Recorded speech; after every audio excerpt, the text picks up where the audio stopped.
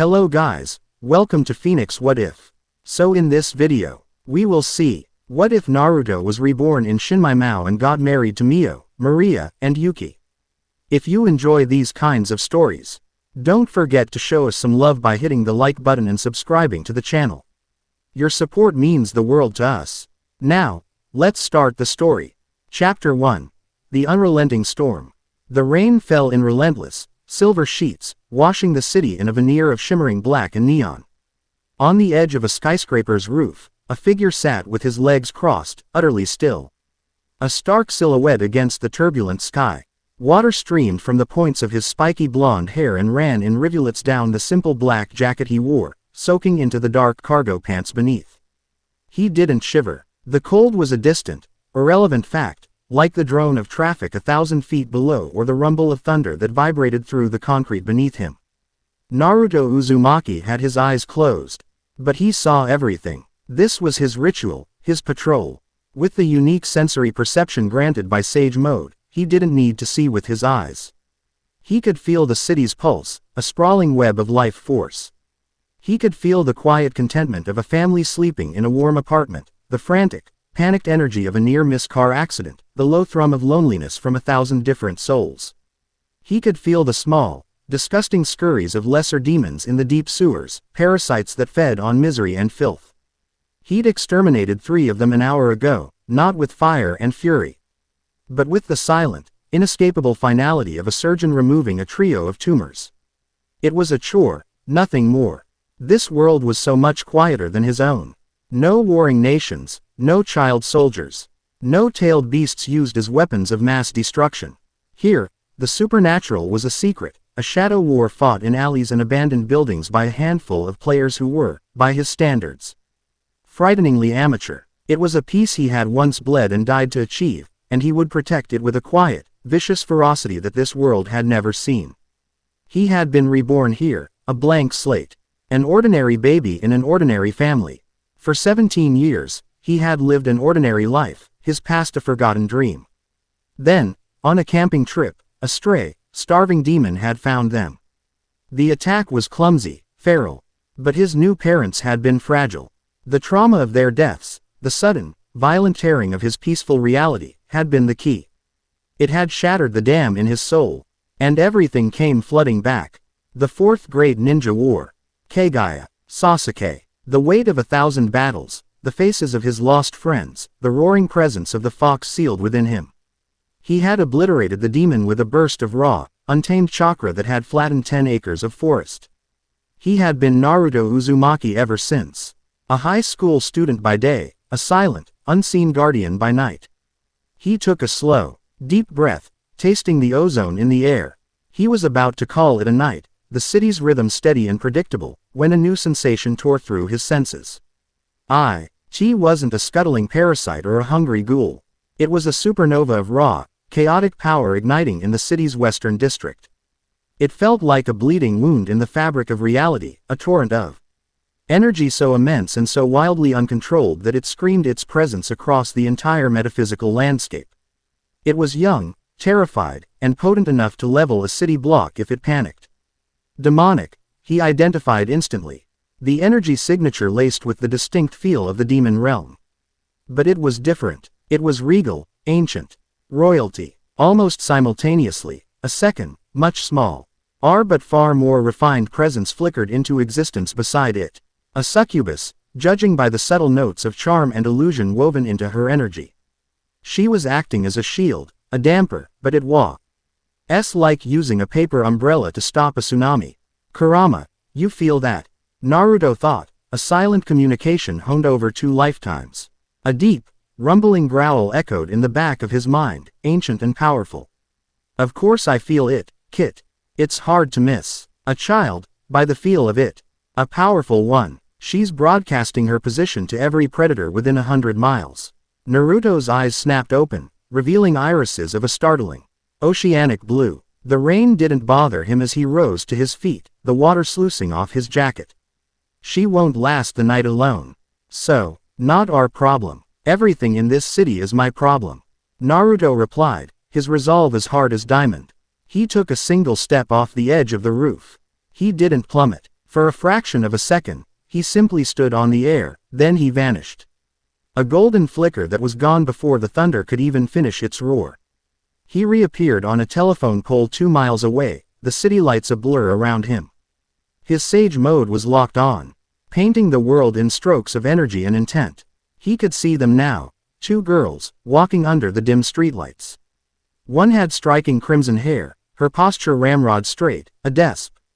Arrayed attempt to project strength that only highlighted the terror simmering just beneath her skin. This was the source of the power, the walking calamity. The other was shorter, with sky blue hair, her smile a little too bright. Her every movement calculated. The succubus. She was scanning their surroundings, her senses sharp, but she couldn't possibly detect him. He was a part of the world's natural energy, as invisible as the wind. He watched as they stopped in front of a modest, 2-story house. He felt the spike of anxiety from the redhead, the focused cunning from the succubus. He also felt the 2 presences inside the house. A boy, his age, whose energy was mundane, human, but with a faint, dormant trace of something more. Hero clan lineage, maybe. Interesting. And an older man, whose energy was bizarre, flamboyant, chaotic, and oddly powerful in a way Naruto couldn't immediately classify. Naruto settled onto the roof of the house across the street, melting into the shadows. He was a patient observer. Rushing in was a rookie's mistake. First, you gather intel. You understand the players, the terrain, the objective. His objective wasn't just to save them from a single attack. It was to understand the threat and neutralize it permanently. He listened as the door opened. He heard the introductions, the ridiculously contrived story about being the boy's new stepsisters. The succubus was a terrible liar. But she delivered her lines with such practiced, saccharine sweetness that the boy, Basara, seemed to buy it.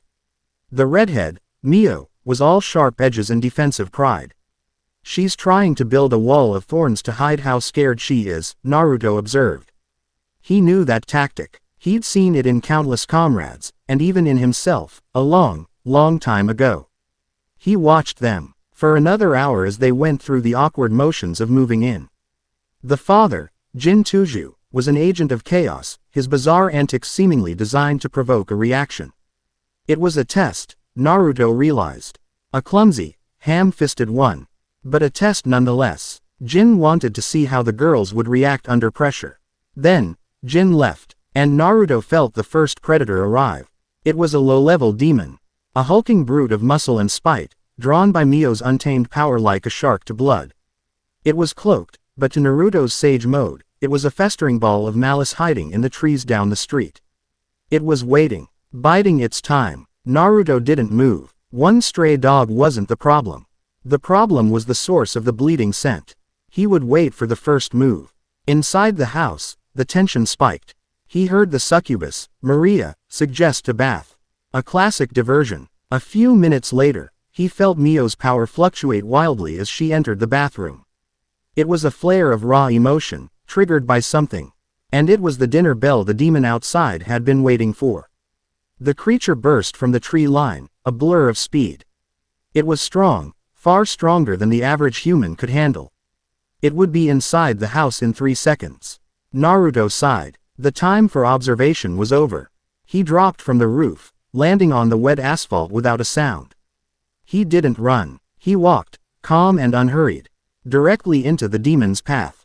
The creature, a 10-foot-tall monstrosity of gray muscle, claws, and a face full of fangs, skidded to a halt. It hadn't sensed him until he was right in front of it. Confusion warred with feral hunger in its beady red eyes.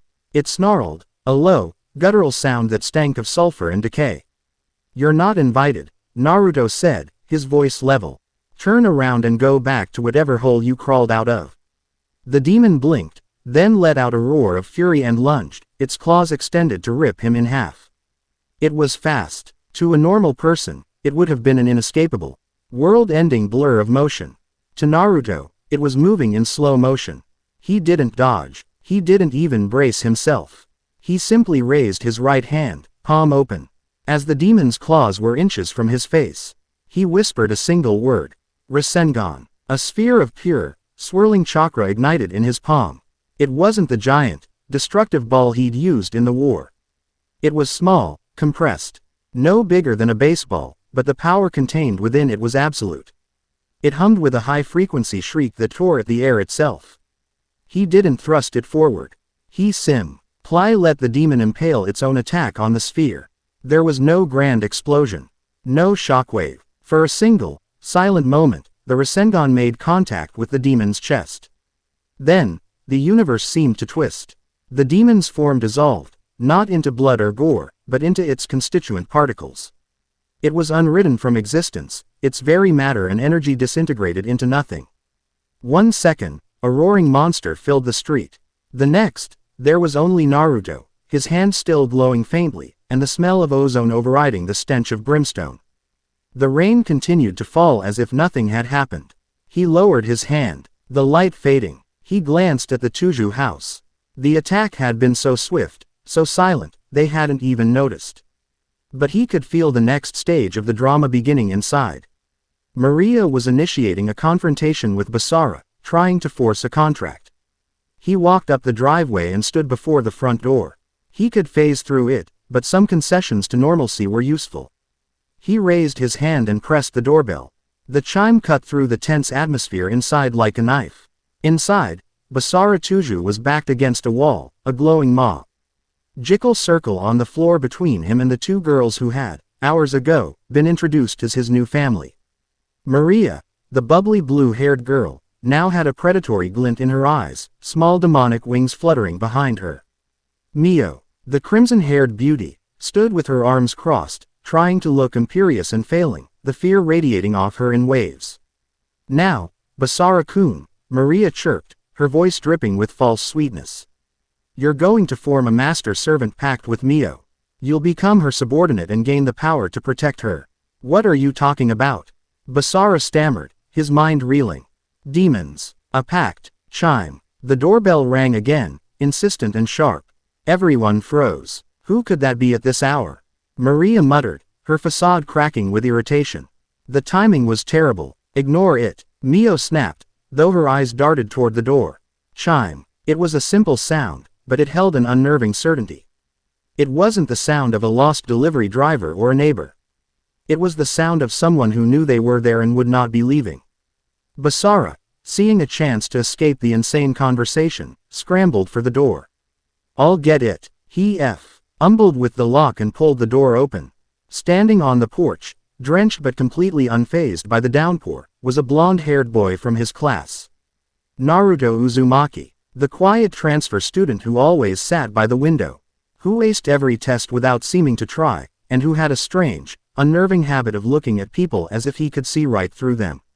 Uzumaki-san, Basara said, confused. What are you doing here?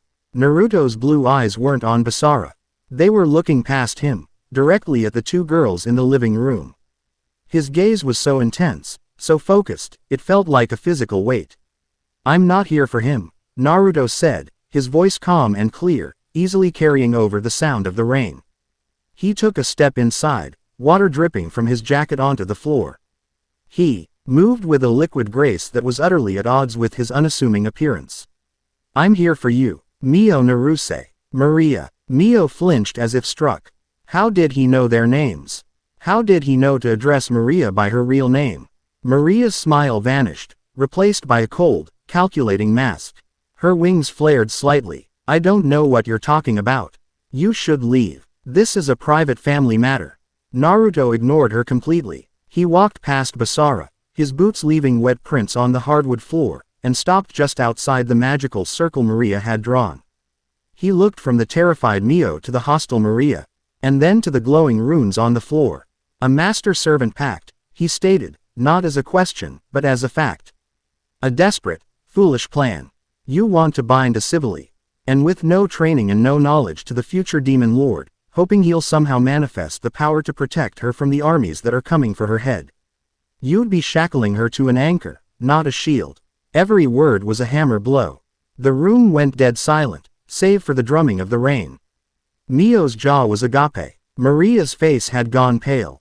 Basara just stared, his mind completely broken by the casual way this classmate was discussing demon lords and magic pacts. Who are you? Mio finally managed to whisper, her voice trembling. Naruto's gaze softened slightly as it rested on her.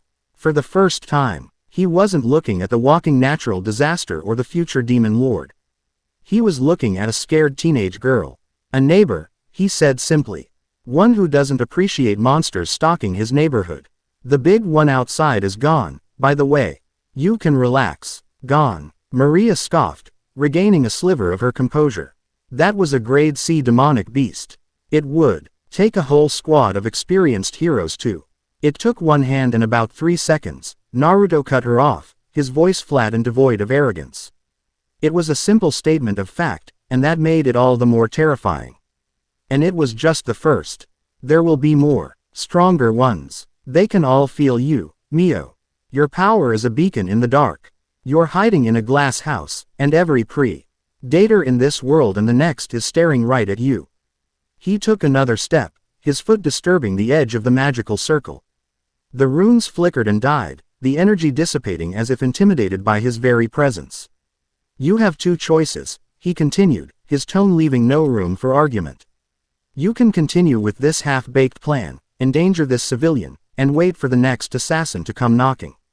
Or, you can come with me, and you will be safe. Maria bristled. She was a high-ranking succubus, a genius of demonic magic, Mio's guardian. She would not be dismissed by this unknown. Who was he? A hero, a rogue demon, and why should we trust you? She challenged, positioning herself in front of Mio. What are you? I'm the one who's offering you a future that doesn't end with Mio's head on a spike. Naruto said bluntly. He met Maria's defiant glare. Your power comes from deception and contracts. Mio's is raw and untamed.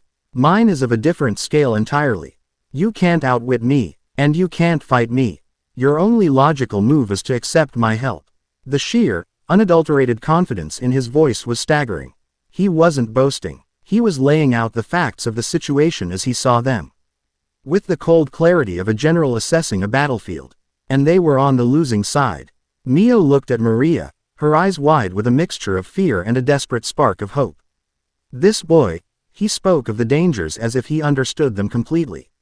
He radiated an aura of calm and power that made the air around him feel safe, solid. The hulking demon outside was just gone.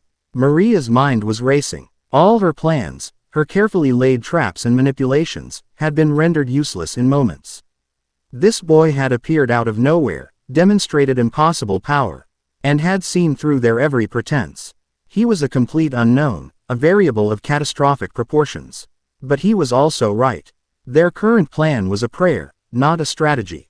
Desperation made her reckless. There was one card she had left to play. One spell that could, in theory, bind even the most powerful being. It was her trump card, a last resort to regain some semblance of control. All right, Maria said, her voice tight. We'll accept your protection, but on one condition. Naruto raised an eyebrow. I'm not here to negotiate. It's not a negotiation, Maria said, a sly, desperate gleam in her eyes. It's a necessary precaution, to ensure your loyalty. To prove you aren't just another predator waiting to use Mio for your own ends. We'll perform the pact, but not with Basara-kun. She pointed a trembling finger at Naruto. With you. Basara looked between them, feeling like he was a spectator at a game whose rules were written in a dead language.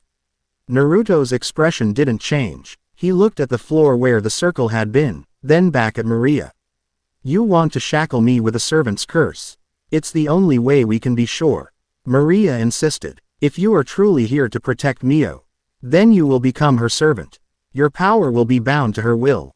You won't be able to harm her, and you will be compelled to defend her. A low, dangerous chuckle rumbled in Naruto's chest. It was a sound that seemed to vibrate in their very bones. For a second, his eyes seemed to flash a feral, slitted red before returning to their normal blue. The little fool wants to put a leash on a hurricane. Kurama growled in his mind. Let me show her what a real demon looks like. Stand down, Kurama. She's scared, and she's just given me the perfect opportunity. To the girls, Naruto just smiled faintly. It was a smile that held no humor, only an ancient, knowing wisdom. You think your magic can bind me? He asked softly. You think a contract of servitude is the only foundation for trust? He knelt, placing one hand flat on the floor. Golden energy, warm and vibrant like the sun, flowed from his palm. The faded lines of Maria's circle reignited, but the demonic purple was completely consumed. Replaced by intricate, powerful seals that spiraled outwards, complex and beautiful and terrifyingly potent. The entire room lit up with a golden glow. You want a pact? Fine, Naruto said, his voice taking on an resonant quality. But we're not doing it your way. We're doing it mine. He looked up, his blue eyes blazing with power. A contract of master and servant creates a hierarchy. It creates weakness. It invites betrayal. I don't deal in weakness. He pushed more chakra into the seals. The air grew thick, heavy with a power that dwarfed anything Neo had ever felt. It was overwhelming, absolute. Yet it wasn't hostile. It was protective. What is this? Maria stammered, taking an involuntary step back. This was no demonic pact. The energy was pure, vital, almost holy. But wilder than any divine magic she knew. This is a true bond, Naruto declared. He extended his other hand towards them. This pact won't make me your servant. It will make us a unit. My strength will be your shield. Your safety will be my purpose. It's a pact of shared will, of mutual protection. It won't be your magic binding me. It will be my power binding us together. A fortress with me as the foundation. Mio stared at his outstretched hand, then at his face. He wasn't looking at her like a prize to be won, or a tool to be used. He was looking at her like someone worth protecting. In his eyes, she saw an escape from the terror that had haunted her for weeks. Maria was horrified and fascinated. He was hijacking her ultimate spell, rewriting it on a fundamental level with a power she couldn't even begin to comprehend. To reverse the flow of a master-servant pact, it was impossible. It defied the very laws of demonic magic. What about the curse? Maria asked, her voice a bare whisper. It was the pact's most dangerous feature. Any disobedience from the servant, any deviation from the master's will, resulted in a debilitating, painful curse. In his proposed version, who would be the master? Who would be the servant? There is no master or servant here, Naruto said. But a pact of this magnitude requires a price. An anchor for the pain. The curse will still exist. If any of you are ever harmed. If the pact is strained.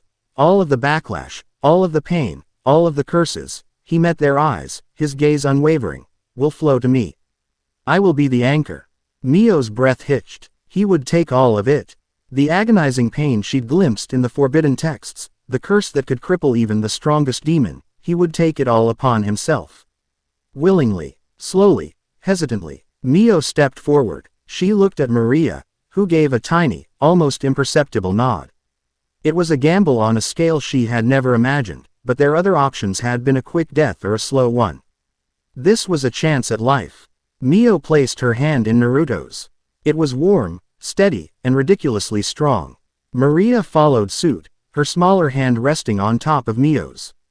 All right, Mio said, her voice shaking but firm. We agree. Naruto nodded once. Then it's done. He closed his eyes. The seals on the floor erupted into a pillar of golden light that engulfed the three of them. Basara, forgotten by the door, shielded his eyes, crying out in shock. Chains of pure, golden energy materialized from the light. But they weren't the menacing, barbed chains of Maria's original spell. They were smooth, solid links of light, and they didn't wrap around them as restraints. Instead, 3 chains emerged from the center of Naruto's chest. One gently coiled around Mio's wrist, another around Maria's, and the third wrapped around Naruto's own arm, linking the 3 of them together.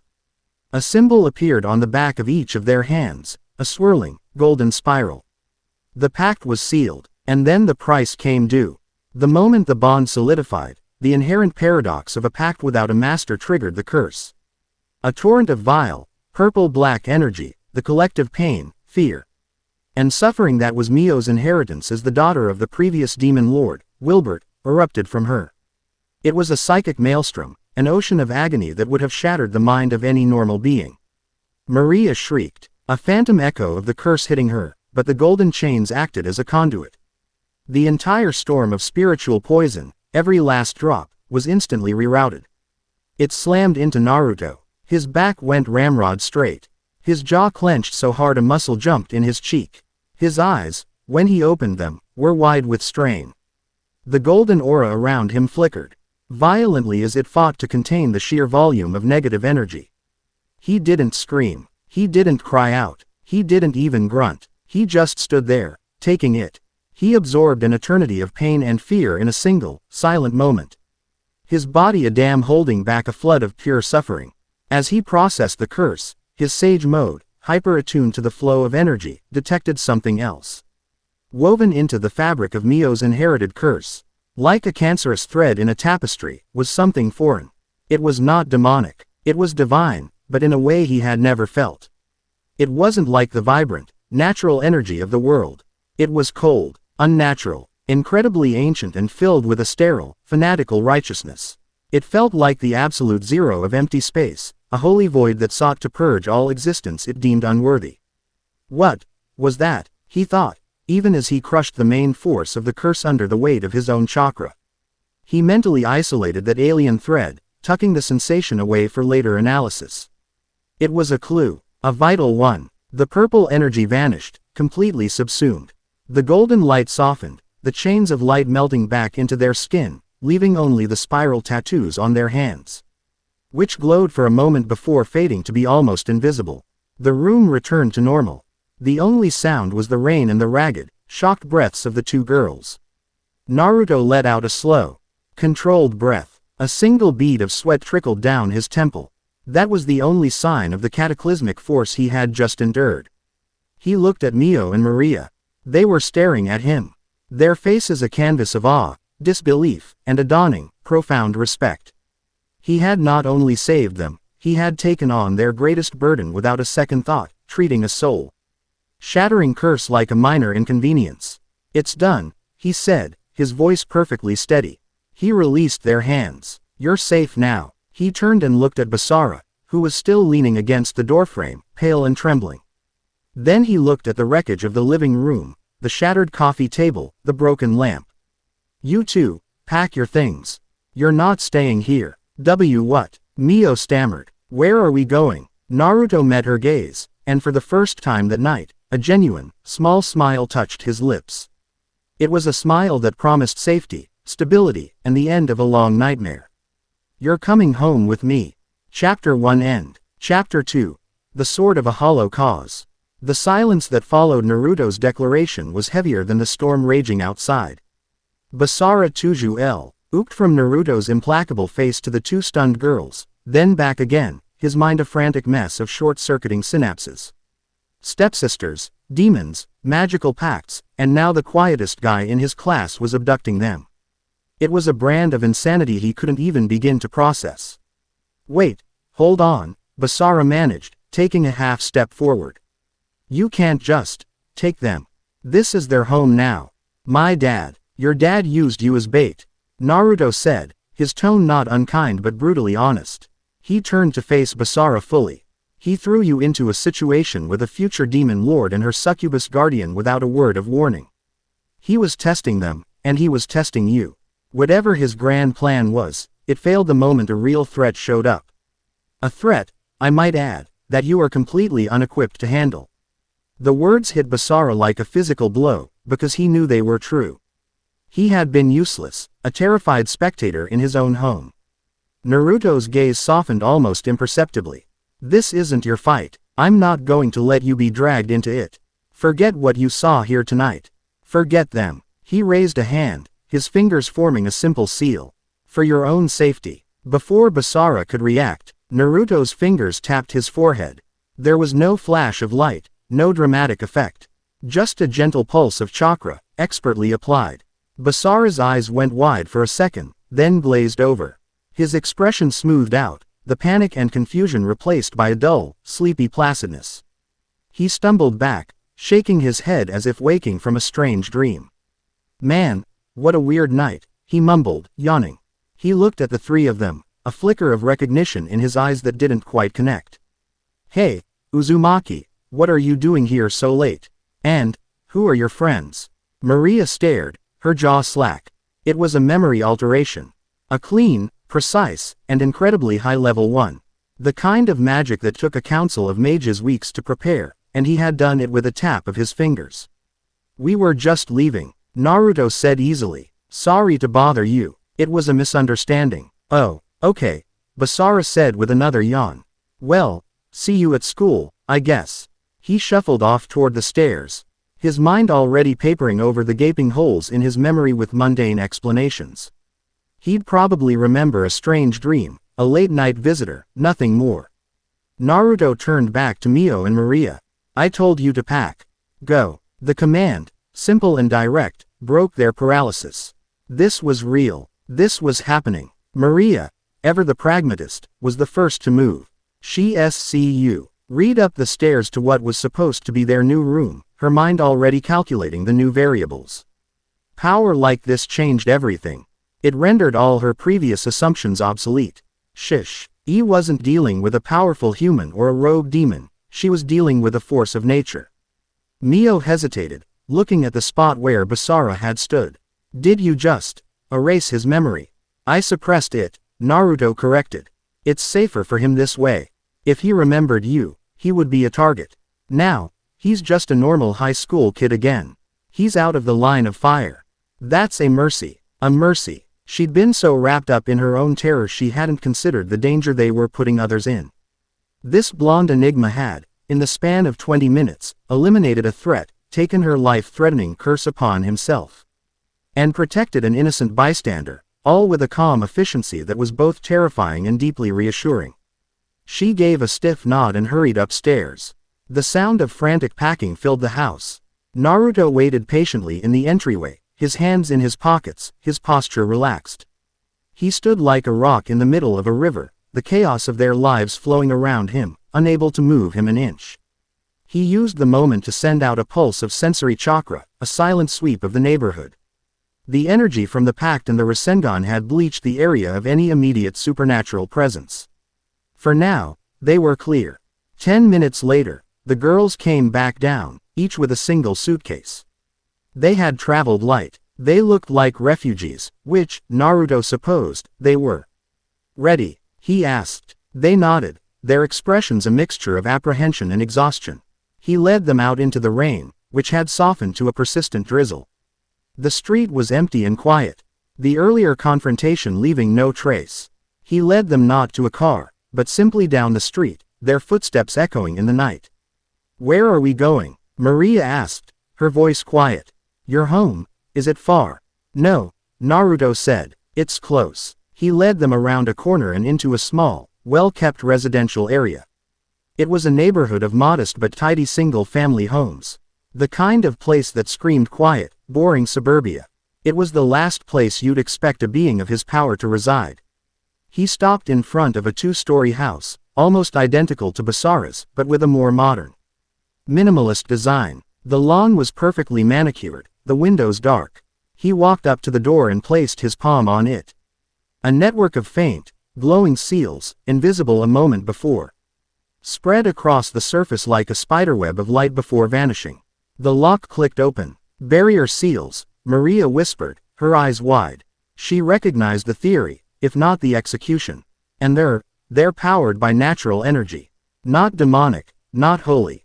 How? I have a lot of hobbies, Naruto replied, pushing the door open and flicking on a light. The interior was as surprising as the exterior. It was spotlessly clean and sparsely furnished, but not cold.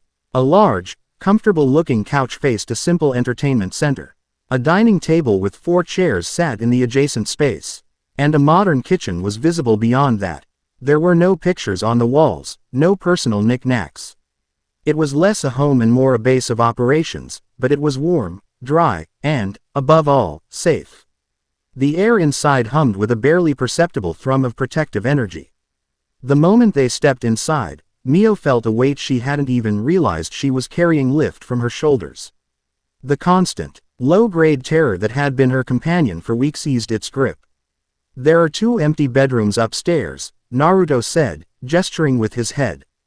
Pick one. The bathroom is at the end of the hall.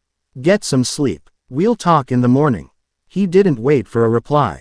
He walked into the kitchen, pulled a bottle of water from the fridge, and leaned against the counter, giving them space. He could feel their exhaustion, their frayed nerves. They didn't need more questions or revelations tonight.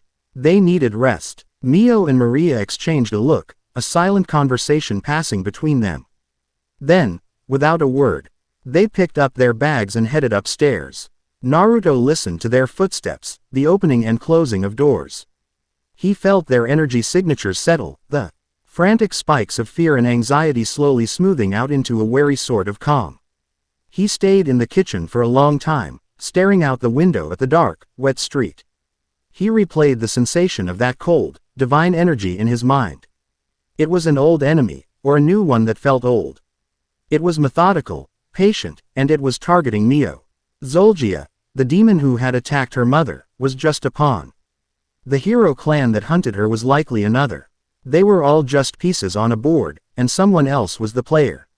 You've adopted a pair of troublesome strays, Kit, Kurama rumbled. And a demon lord's heir, no less. This is going to be louder than you're used to. I know, Naruto replied silently, taking a long drink of water. But I couldn't just leave them. You saw her. She's just a kid with enough power to accidentally vaporize this entire town. And now her safety is tied directly to you. The pact ensures it. Her enemies are your enemies. They were my enemies the moment they brought their fight to my city. A wry, grudging amusement colored the fox's mental voice. You never change, do you? Always collecting broken things and declaring them your responsibility. Naruto's lips quirked into a small smile. It's what I do. He finished his water, rinsed the bottle, and placed it in the recycling bin. He was tired, a deep soul weariness that had nothing to do with the night's events. He had a home. He had peace. And now, he had people to protect within that peace again. It felt right. It felt like coming home in more ways than one. Upstairs, he heard the shower turn on. He closed his eyes, extending his senses one last time. The house was a fortress, his seals interwoven with the very foundation. The girls were safe. The city was quiet. For the first time in a long time, his world felt a little less empty. The next morning at school felt surreal. Mio and Maria had walked with him, a strange, silent trio. The other students gave them a wide berth. It wasn't just because of Mio's renowned beauty or the novelty of new students. It was Naruto. He had always been an outsider, quiet and detached, but now there was an invisible aura around him, do not disturb, GN written in a language everyone instinctively understood. By associating with him, Mio and Maria were placed under the same umbrella of untouchability. Mio found it unnerving. For weeks, she had tried to be invisible. Now, she was 1/3 of the most conspicuous group in school. Yet, no one bothered them. No one approached. They were left completely alone, an island of silence in the noisy sea of high school. The source of that silence was sitting by the window, staring out at the clear blue sky, looking for all the world like a normal, bored teenager. But Mio could feel the pact, a faint, warm thrum on the back of her hand. A constant reminder of the incredible power he held in reserve. He was a sleeping dragon, and the entire school seemed to sense it was wise not to wake him. Maria, for her part, was observing everything with sharp, analytical eyes. She was watching Naruto, noting how he moved, how he interacted, or rather, didn't interact, with anyone. He was a ghost, present but not participating. She was also watching the other students, mapping social dynamics, looking for potential threats or allies. Old habits died hard. It was during lunch break that the peace was broken. They were on the roof. A place usually crowded but now conspicuously empty. Naruto had led them there, and the other students had simply found other places to eat. He was leaning against the safety fence, sharing a bento he had. To Maria's shock, prepared himself that morning. It was simple, but perfectly made. Another unexpected skill in his arsenal. Mio was just starting to relax, to think that maybe, just maybe, things could be this simple, when Naruto suddenly went still. His head tilted slightly, his eyes half-lidded. Company, he said, his voice low. More demons? Maria asked, instantly tense. No, Naruto said, his eyes narrowing. Different flavor. Good guys. Before they could ask what he meant, the door to the roof slammed open. Two figures stood silhouetted against the light of the stairwell. One was a tall boy with a brash, arrogant face and short, spiky brown hair. The other was a girl with long, dark hair tied back in a ponytail. She was beautiful, with sharp, intelligent eyes that were currently fixed on Mio with cold, unwavering intensity. She wore the standard school uniform, but carried herself like a soldier. Mio's blood ran cold. She recognized the girl from a file Maria had shown her. Yuki Nonaka, an A-rank observer and combat specialist from the Hero clan. Mio Naruse, Yuki said, her voice as sharp and clear as breaking ice. She took a step forward, her partner, Tetsuya, flanking her. On the authority of the Elder Council of the Hero clan, you are to be taken into custody. Tetsuya cracked his knuckles, a brutish grin on his face. Or, if you resist, eliminated. Your choice, Demon Lord. Maria shot to her feet, her body shifting into a defensive stance in front of Mio. The Hero clan, so you're the dogs who have been sniffing around. Yuki's eyes flickered to Maria. A high-ranking succubus, your presence confirms the threat level. Stand down, and the council may show you leniency. Her gaze then moved to the third figure, still casually leaning against the fence. Seemingly unconcerned, the blonde boy from class. Naruto Uzumaki. He was a non-entity, a civilian caught in the crossfire. You, civilian, Yuki commanded, her voice crisp. Leave, now. This does not concern you. Naruto took a slow bite of a rice ball, chewed thoughtfully, and then swallowed. He turned his head, his blue eyes locking onto hers. They were startlingly calm. Actually, he said, his voice mild, it concerns me directly. You're on my lunch break. And you're threatening my friends. Tetsuya let out a bark of laughter. Friends. Boy, you have no idea what you're involved with. That girl is the daughter of the Demon Lord Wilbert. She's a walking catastrophe. We're here to save the world from her. Save the world by killing a teenage girl who hasn't done anything. Naruto asked, his voice losing its mildness, replaced by a chilling quiet. He pushed himself off the fence and took a step forward, positioning himself between the heroes and his companions. That's a funny definition of hero. Yuki's eyes narrowed. This was an unexpected complication. The civilian wasn't running. He was talking back. I'll say it one more time. Stand aside. We have no quarrel with you. But we will not hesitate to neutralize you if you interfere with our sacred duty. Sacred duty. Naruto repeated the words as if they were a foreign concept. He looked at Yuki, truly looked at her. And his sage mode painted a clear picture. He saw her power, a well of controlled holy energy. He saw her training, the years of brutal discipline etched into her very soul. And he saw her conviction, a bright, unwavering, and utterly blind faith in her cause. She truly believed she was in the right. That made her more dangerous than a simple thug like Tetsuya. Let me ask you a question, Yuki Nonaka. Naruto said, his use of her full name causing her to flinch in surprise. The council that gave you this sacred duty, did they tell you to assess the situation? To obs, RVE and determine if Mio Naruse was actually a threat? Or did they just point you at a target and tell you to pull the trigger? Yuki's composure wavered for a fraction of a second. The elders' orders had been clear, observe. And if her demonic power was confirmed, eliminate. There was no room for judgment. The daughter of a demon lord was a threat by definition. Her existence is the threat, Yuki stated, her voice regaining its firmness. Her power will bring chaos and destruction. It is our duty to preemptively strike down such dangers. I see, Naruto said softly. So you're not a hero. You're just a weapon, an attack dog who doesn't question her master's commands. That struck a nerve, a deep one. You know nothing. Yuki snapped, her control finally breaking. A brilliant light enveloped her hand, coalescing into a sort of pure, white energy. Tetsuya, restrain the succubus. The demon lord is mine. I will deal with this loud-mouthed civilian myself. Tetsuya grinned. With pleasure. He lunged toward Maria, his hands glowing with suppressive magic. But he never got there.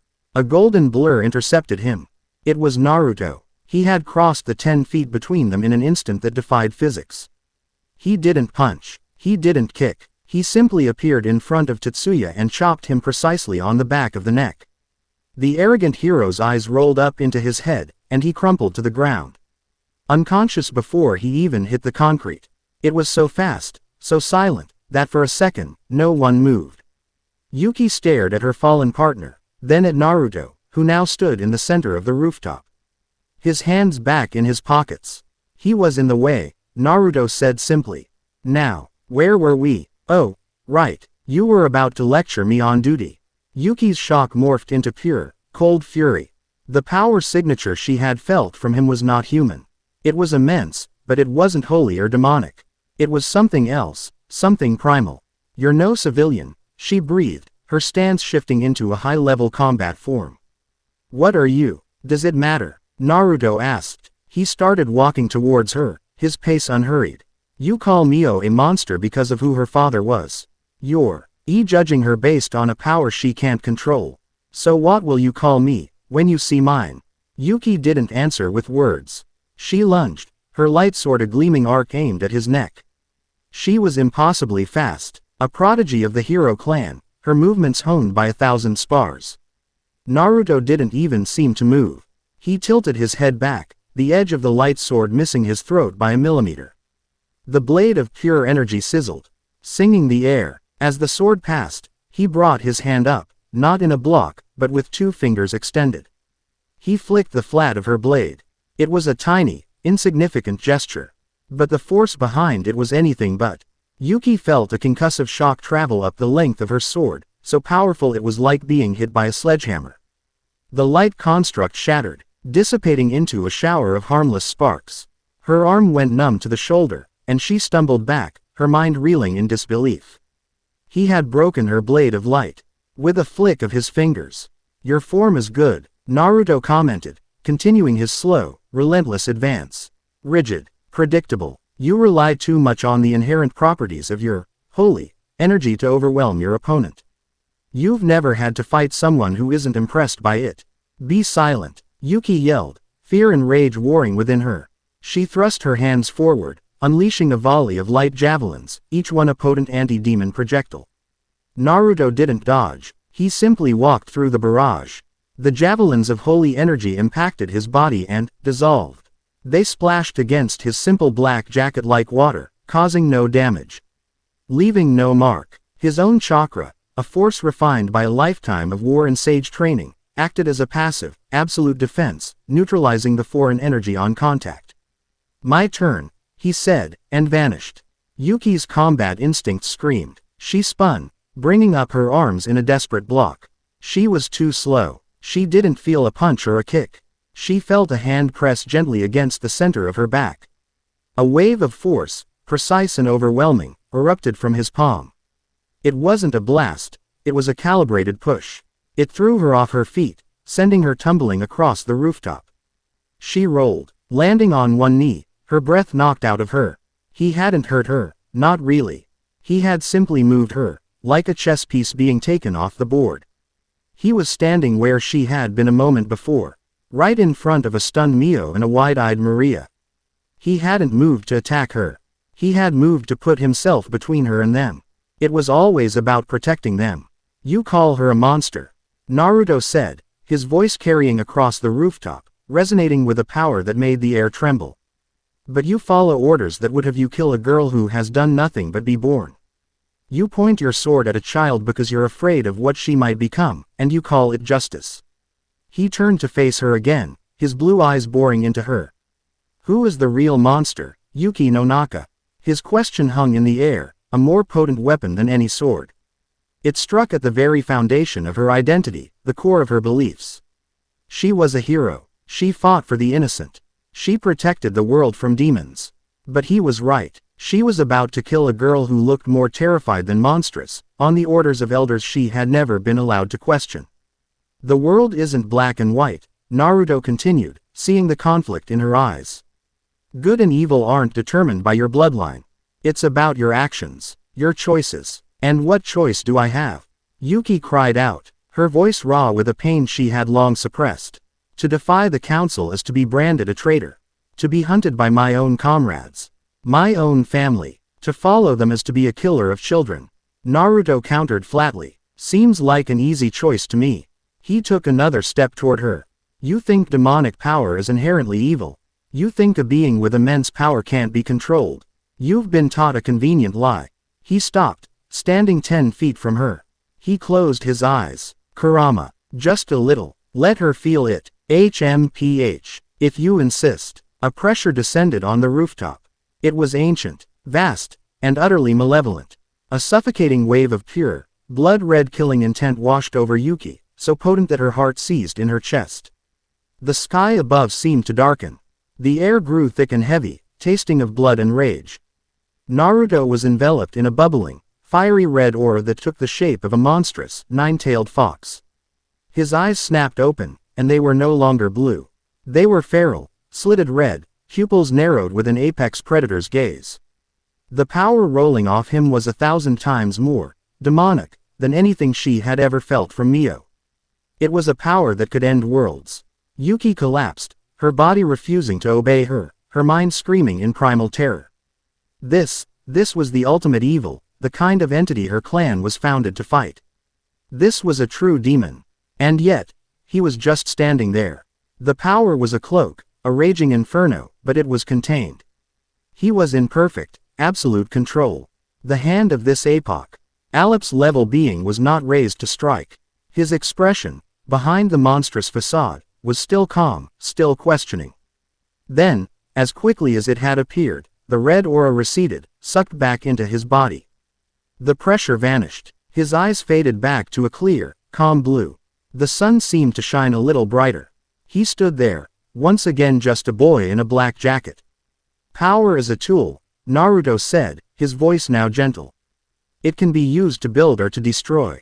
The hand that wields it is what matters. You wield your power to follow blind orders. I wield mine to protect my family. He gestured to Mio and Maria, who were huddled together, staring at him with unadulterated awe. Yuki was on her hands and knees, trembling, panting for breath. Her sword arm was numb, her body was battered, and her ideology was a heap of smoking rubble. She had come here as a righteous hero on a sacred mission. She had been defeated, physically and philosophically, by a boy who wielded the power of a dem. On God but spoke with the clarity of a sage. Everything she knew was wrong. Naruto walked over and crouched down in front of her. He didn't look triumphant. He looked sympathetic. So, you have a choice, Yuki no Naka, he said softly.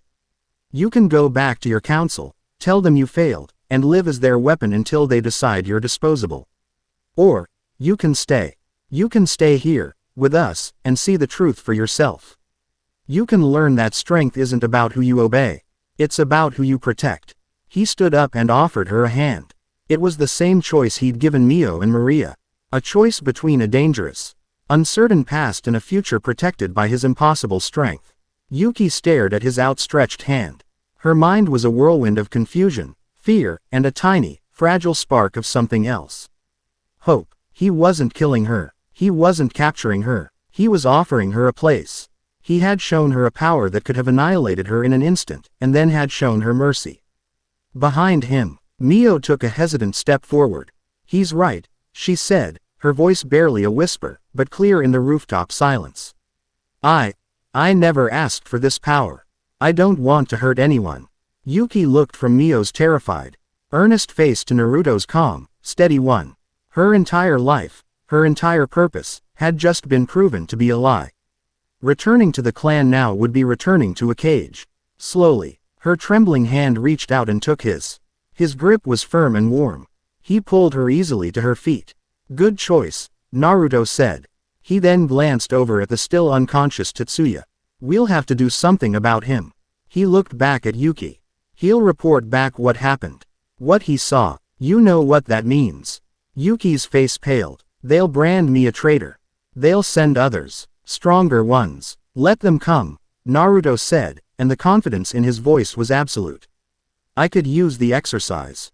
He released her hand and walked back over to their abandoned lunch. He picked up his bento box. Lunch is getting cold. Let's go home. Home. He had said it so easily. Yuki looked at Mio and Maria, then at the unconscious form of her former partner. She had just betrayed her clan, her family, her entire world, and yet, as she watched Naruto lead his small, strange flock toward the door, she felt not terror, but the first stirrings of a feeling she hadn't experienced since she was a small child. Safety. She took a deep breath, her body aching, her mind in turmoil, and followed them. The sword of the hero clan was broken, and in its place, something new and uncertain was beginning to grow. Chapter 2 End. Chapter 3. The Council's Gambit. The first few days of their new arrangement settled into a strange, tense rhythm. The house became a silent sanctuary, a bubble of peace in a world that had suddenly become hostile. Yuki was the epicenter of that tension. She moved like a phantom through the halls, a ghost haunting the edges of their new, fragile family. She spoke only when spoken to. Her answers clipped and precise. She spent hours in the spare room she'd claimed, meditating, the faint, sterile scent of holy energy a constant, alien presence in Naruto's home. She was a soldier without a war, a believer whose faith had been shattered. Naruto gave her space. He knew that kind of wound couldn't be healed with words, it needed time to scar over. Mio and Maria, however, were slowly beginning to thaw. With the immediate threat seemingly gone and the constant, crushing weight of her curse now borne by another, Mio started to resemble a normal teenage girl. A quiet, withdrawn one. To be sure, but the hunted look in her eyes was beginning to fade.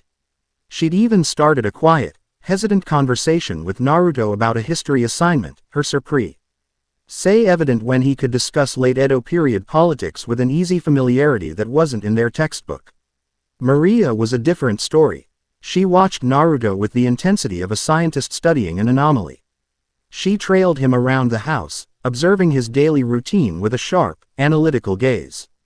He cooked, he cleaned, he did his homework, he spent hours on the roof, sitting perfectly still, meditating. He was a paradox. A being of world-breaking power who seemed to find contentment in the mundane. She couldn't understand him, and for a mind like Maria's, not understanding was both terrifying and utterly fascinating.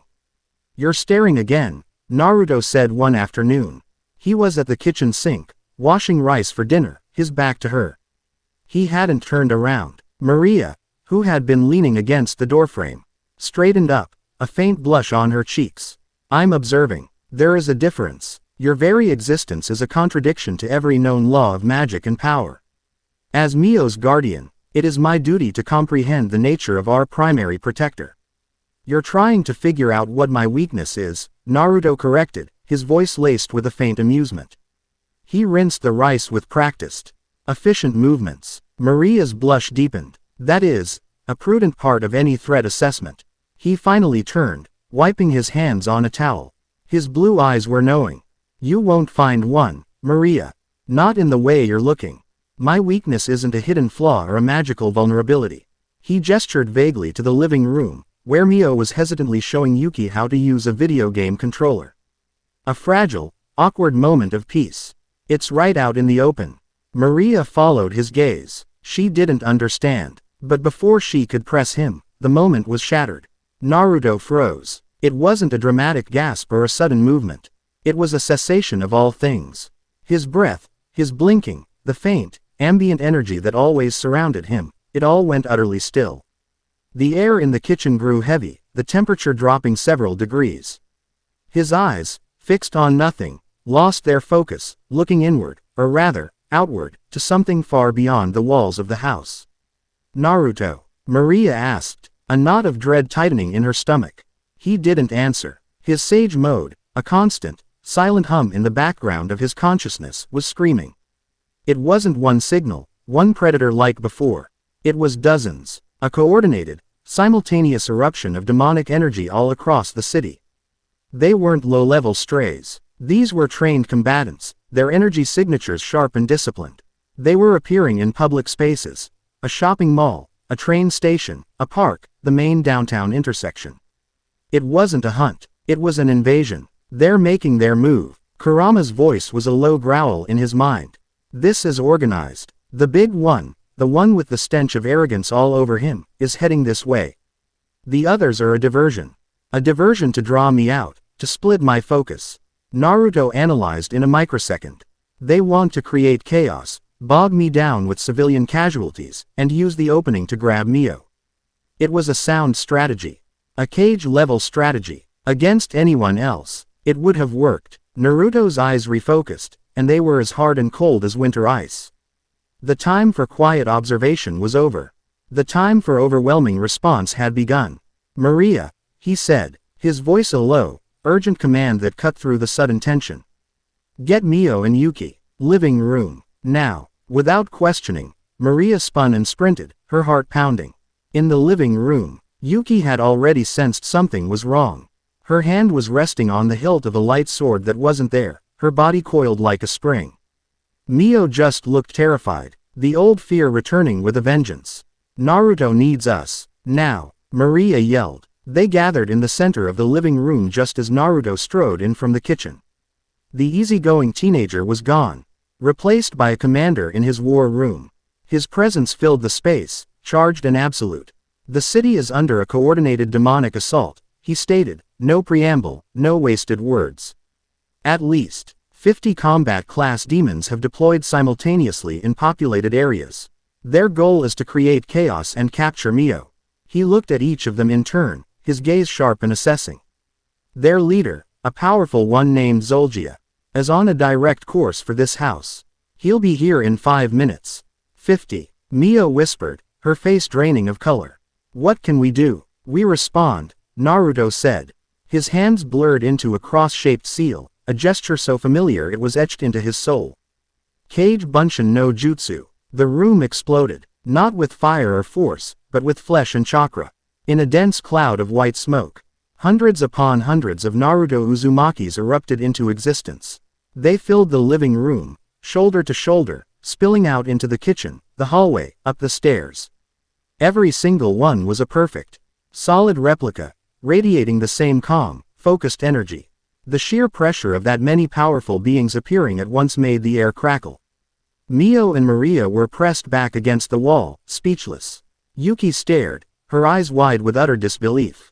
This wasn't an illusion. Her senses, honed to detect life force and magical constructs, told her that every single one of these clones was real. They had mass, chakra, a consciousness. It was impossible. It was an army, created from a single man in a single second. The original Naruto stood in the center of the throng. You have your orders, he commanded, and the hundreds of clones answered with a single, unified nod. In an instant, they were gone. They poured out of the house like a river, some phasing through the walls as shimmering golden specters, others vaulting from the windows and rooftop, fanning out across the city in every direction. A silent army, moving with supernatural speed to intercept, to evacuate, to contain. The house was suddenly empty again, save for the 4 of them. The silence that remained was more profound than the noise had been. Naruto turned to the 3 stunned women. His gaze fell on Maria first. Maria, he said, his tone leaving no room for argument. Your command and control, your knowledge of demonic tactics is invaluable. Get on a laptop, hack into the city's traffic and security camera network. I need eyes everywhere. The clones will report to you telepathically. You will coordinate evacuation routes and identify priority threats for them. This house is the fortress. Your mind is the command center. Nothing gets in. Understood. Maria, who was used to being treated as a schemer or a sidekick, was stunned into silence for a moment. He wasn't giving her a menial task. He was entrusting her with the strategic command of a citywide defense. He saw her as a general, not just a succubus. A surge of pride and purpose, so potent it made her dizzy, flooded through her. Understood, she snapped, her voice crisp and clear. She was already sprinting for the study where a high-end laptop sat, her mind racing, 100 plans already forming. Naruto's gaze shifted to Mio. She was trembling, but her eyes held a defiant fire. I want to fight, she said, her voice shaking but determined. I'm not going to just hide. Yes, you are, Naruto said, his voice firm but not cruel. You are the primary target. You're fighting out there is exactly what Zolgia wants. Your role in this is the most important. You stay here, and you stay safe. You are the reason we are doing all this. Don't make it meaningless by being reckless. He stepped closer, his voice dropping slightly. Your safety is my priority. Trust me. Mio looked like she wanted to argue, but the sheer force of his conviction, the absolute certainty in his eyes, silenced her. She bit her lip and gave a tight, reluctant nod. Finally, Naruto looked at Yuki. The former hero stood frozen, her expression a maelstrom of conflict.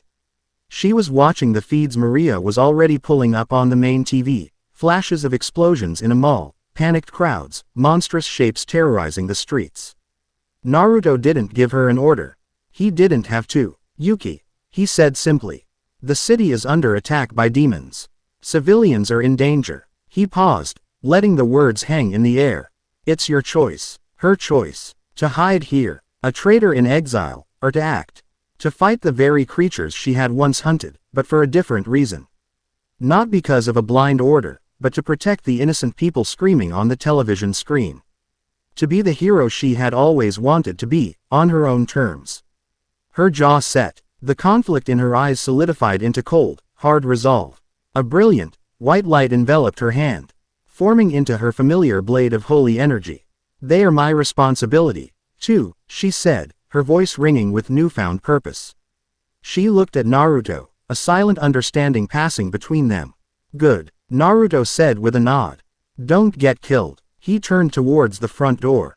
A massive, malevolent energy signature was rapidly approaching. It was heavy, arrogant, and reeked of brimstone and ambition. Zolgia, lock this place down, Naruto said over his shoulder. I'm going to take out the trash. He stepped outside, closing the door behind him. The instant it was shut, Maria, dividing her focus with practiced ease, slammed a hand against a seal Naruto had shown her. Glowing blue runes flared across every door and window before fading, sealing the house in a fortress of chakra. Yuki didn't hesitate. She ran to the back of the house, shattered a window, the only way out of the now sealed home, and leapt into the suburban street. She was a blur of motion, a streak of white light heading downtown. Toward the sound of screams and the heart of the chaos, Naruto stood in the middle of his quiet, suburban street. The sun was beginning to set, casting long shadows. He closed his eyes, taking a deep, calming breath, and linked his senses with his clones. He saw through 1,000 pairs of eyes at once. In a downtown plaza, a dozen of his clones engaged a platoon of armored, ox-like demons. They moved in perfect sync, not with flashy jutsu, but with brutally efficient taijutsu. One clone would break a demon's guard, another would strike a vital point, other D would divert its attack away from a fleeing family. It was a symphony of controlled violence. Rasengans, small and precise, erupted in silent flashes, disintegrating demons without damaging the surrounding storefronts. In the central train station, another group of clones formed a living wall, holding back a tide of smaller, faster demons while others systematically evacuated the terrified commuters, carrying children and the elderly on their backs. From her new command center, Maria's voice echoed in his mind, a shared telepathic channel. Naruto-sama, Camera 17 shows a concentration of flyers near the East Tower. They're targeting the broadcast antenna. Sending a squad of 50 clones now. Yuki-san has engaged a large brute near the park. She's holding her own but drawing attention. They directed a clone team to provide backup and crowd control. Good work, Maria, he sent back, a flicker of approval. His clones were an extension of his will, but they were also individuals. He saw nay of them gently reassuring a crying child, handing her a small, perfect flower he'd plucked from a nearby planter before leaping back into the fray. He saw another using a wind-style jutsu to dissipate a cloud of poisonous gas. Saving hundreds. They weren't just fighting, they were protecting. Satisfied that the city was being managed, he focused his own senses on the approaching enemy. Zolgia arrived not with a thunderclap, but with a sneer. He materialized in a swirl of purple smoke and fire at the end of the street, a tall, imposing figure with slicked-back dark hair, sharp features, and dressed in a ridiculously ornate, high-collared coat. He surveyed the quiet street, his eyes filled with contemptuous power. So this is the hideout of the pretender, Zolgia's voice boomed, dripping with arrogance. I expected something more impressive. Come out, little girl. Surrender yourself to me, and I will grant your bodyguard a swift death. Naruto just stood there, his hands in his pockets, watching him from 100 yards away. Zolgia's eyes finally focused on him. He sneered. The bodyguard. I've heard tales of you. Some mysterious, powerful entity. He chuckled, a condescending, grating sound. You're just a boy. Step aside. The heir of the great Wilbert is my prize. Her power will secure my place as the true demon lord. She's not a prize, Naruto said, his voice carrying easily down the street. And you're not a king. You're just a loud-mouthed thug with middle management ambitions. Zolgia's face contorted in rage. Insolent worm. You dare mock me, I will flay the skin from your bones. He thrust a hand forward, and a massive ball of purple-black fire, crackling with raw demonic energy, shot toward Naruto. It was fast and incredibly destructive, powerful enough to vaporize the entire house behind him. Naruto watched it come. He didn't move, didn't brace himself. As the fireball was about to immolate him, he raised one hand, palm open. A vortex of wind, no bigger than his hand, spun into existence in front of him. The fireball was sucked into the miniature vortex and disappeared without a trace, not even a flicker of heat reaching him. Zolgia stared, his arrogance momentarily replaced by shock. My turn, Naruto said. He vanished. Zolgia's instincts, honed by centuries of demonic power plays, screamed a warning. He spun around, conjuring a shield of hardened demonic energy just as Naruto reappeared behind him, his fist drawn back. Naruto's punch connected with the shield. It was a simple, straightforward punch. No chakra enhancement, no special technique. Just pure, physical force. The shield, which could have withstood an artillery barrage, shattered like glass. The shockwave of the impact continued, slamming into Zolgia's chest.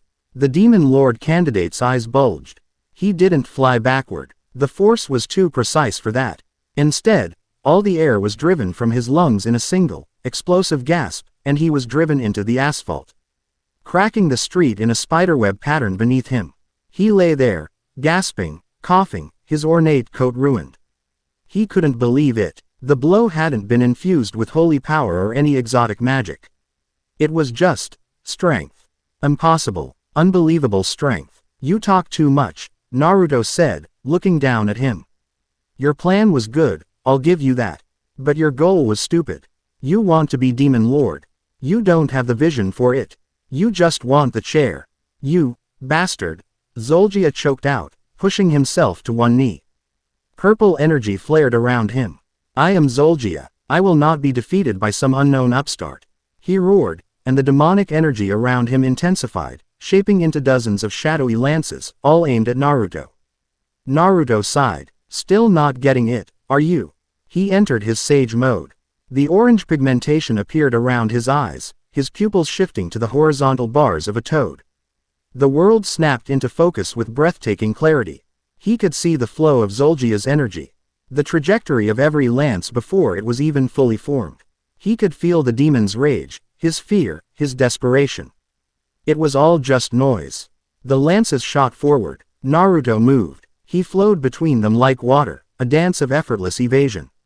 He didn't just dodge. His movements were so precise that the lances came within millimeters of his body but never touched. He walked through the storm of deadly projectiles as if taking a stroll, his expression bored. He stopped directly in front of the kneeling, horrified Zolgia. Let me show you the difference between us, Naruto said. He raised a hand, his palm open. He didn't form a Rasengan.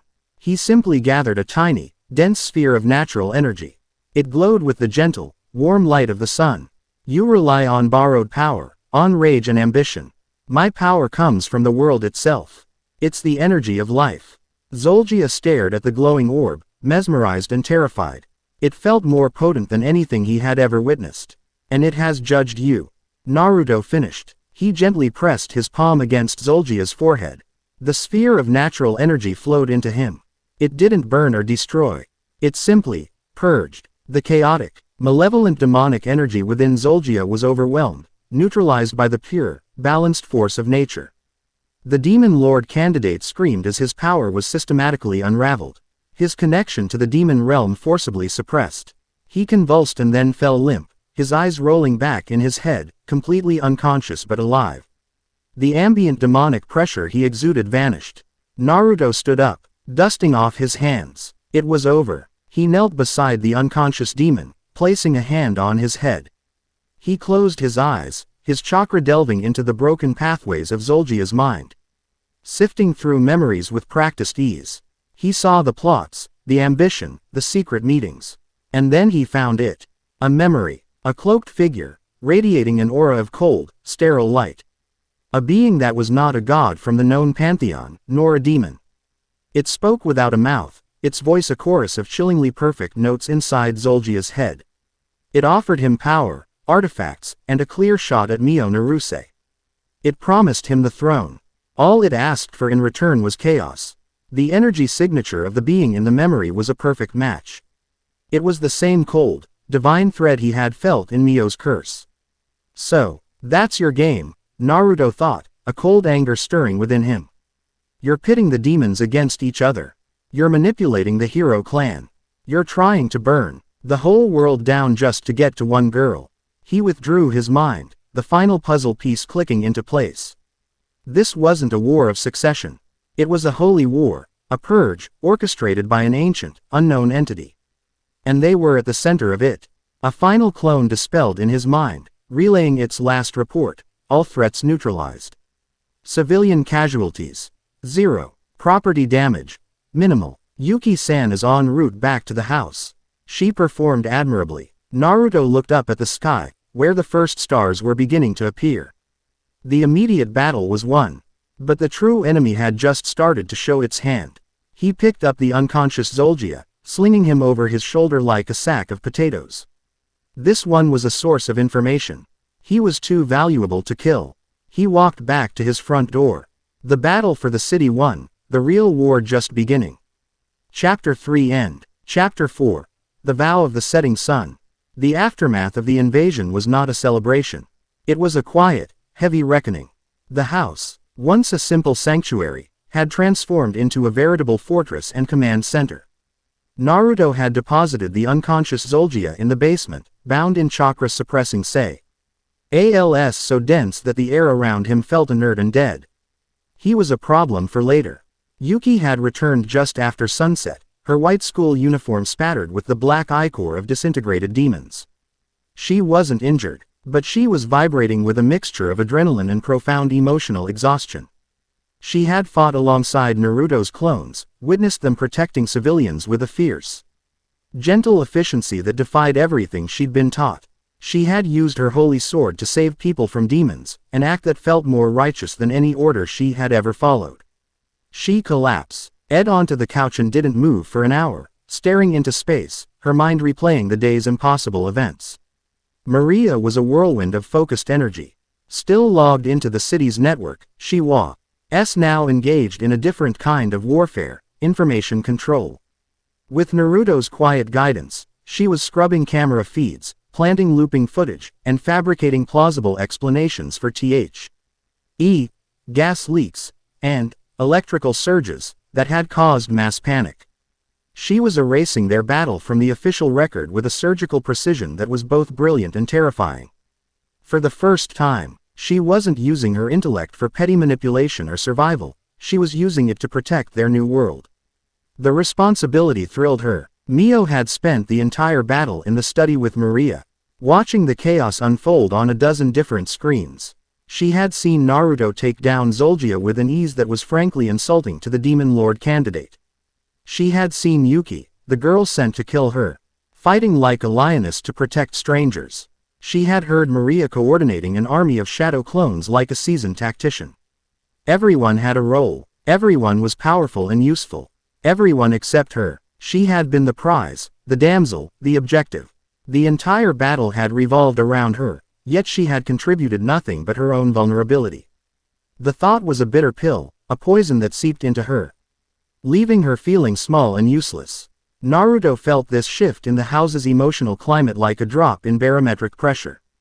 The adrenaline of the fight had faded, leaving behind a residue of insecurity, guilt, and confusion. He knew that physical threats were only one kind of enemy. The wounds you couldn't see were often the most dangerous. He let them sit with the silence for a while, finishing his work in the basement. Then, he re-entered the living space, his presence immediately drawing their attention.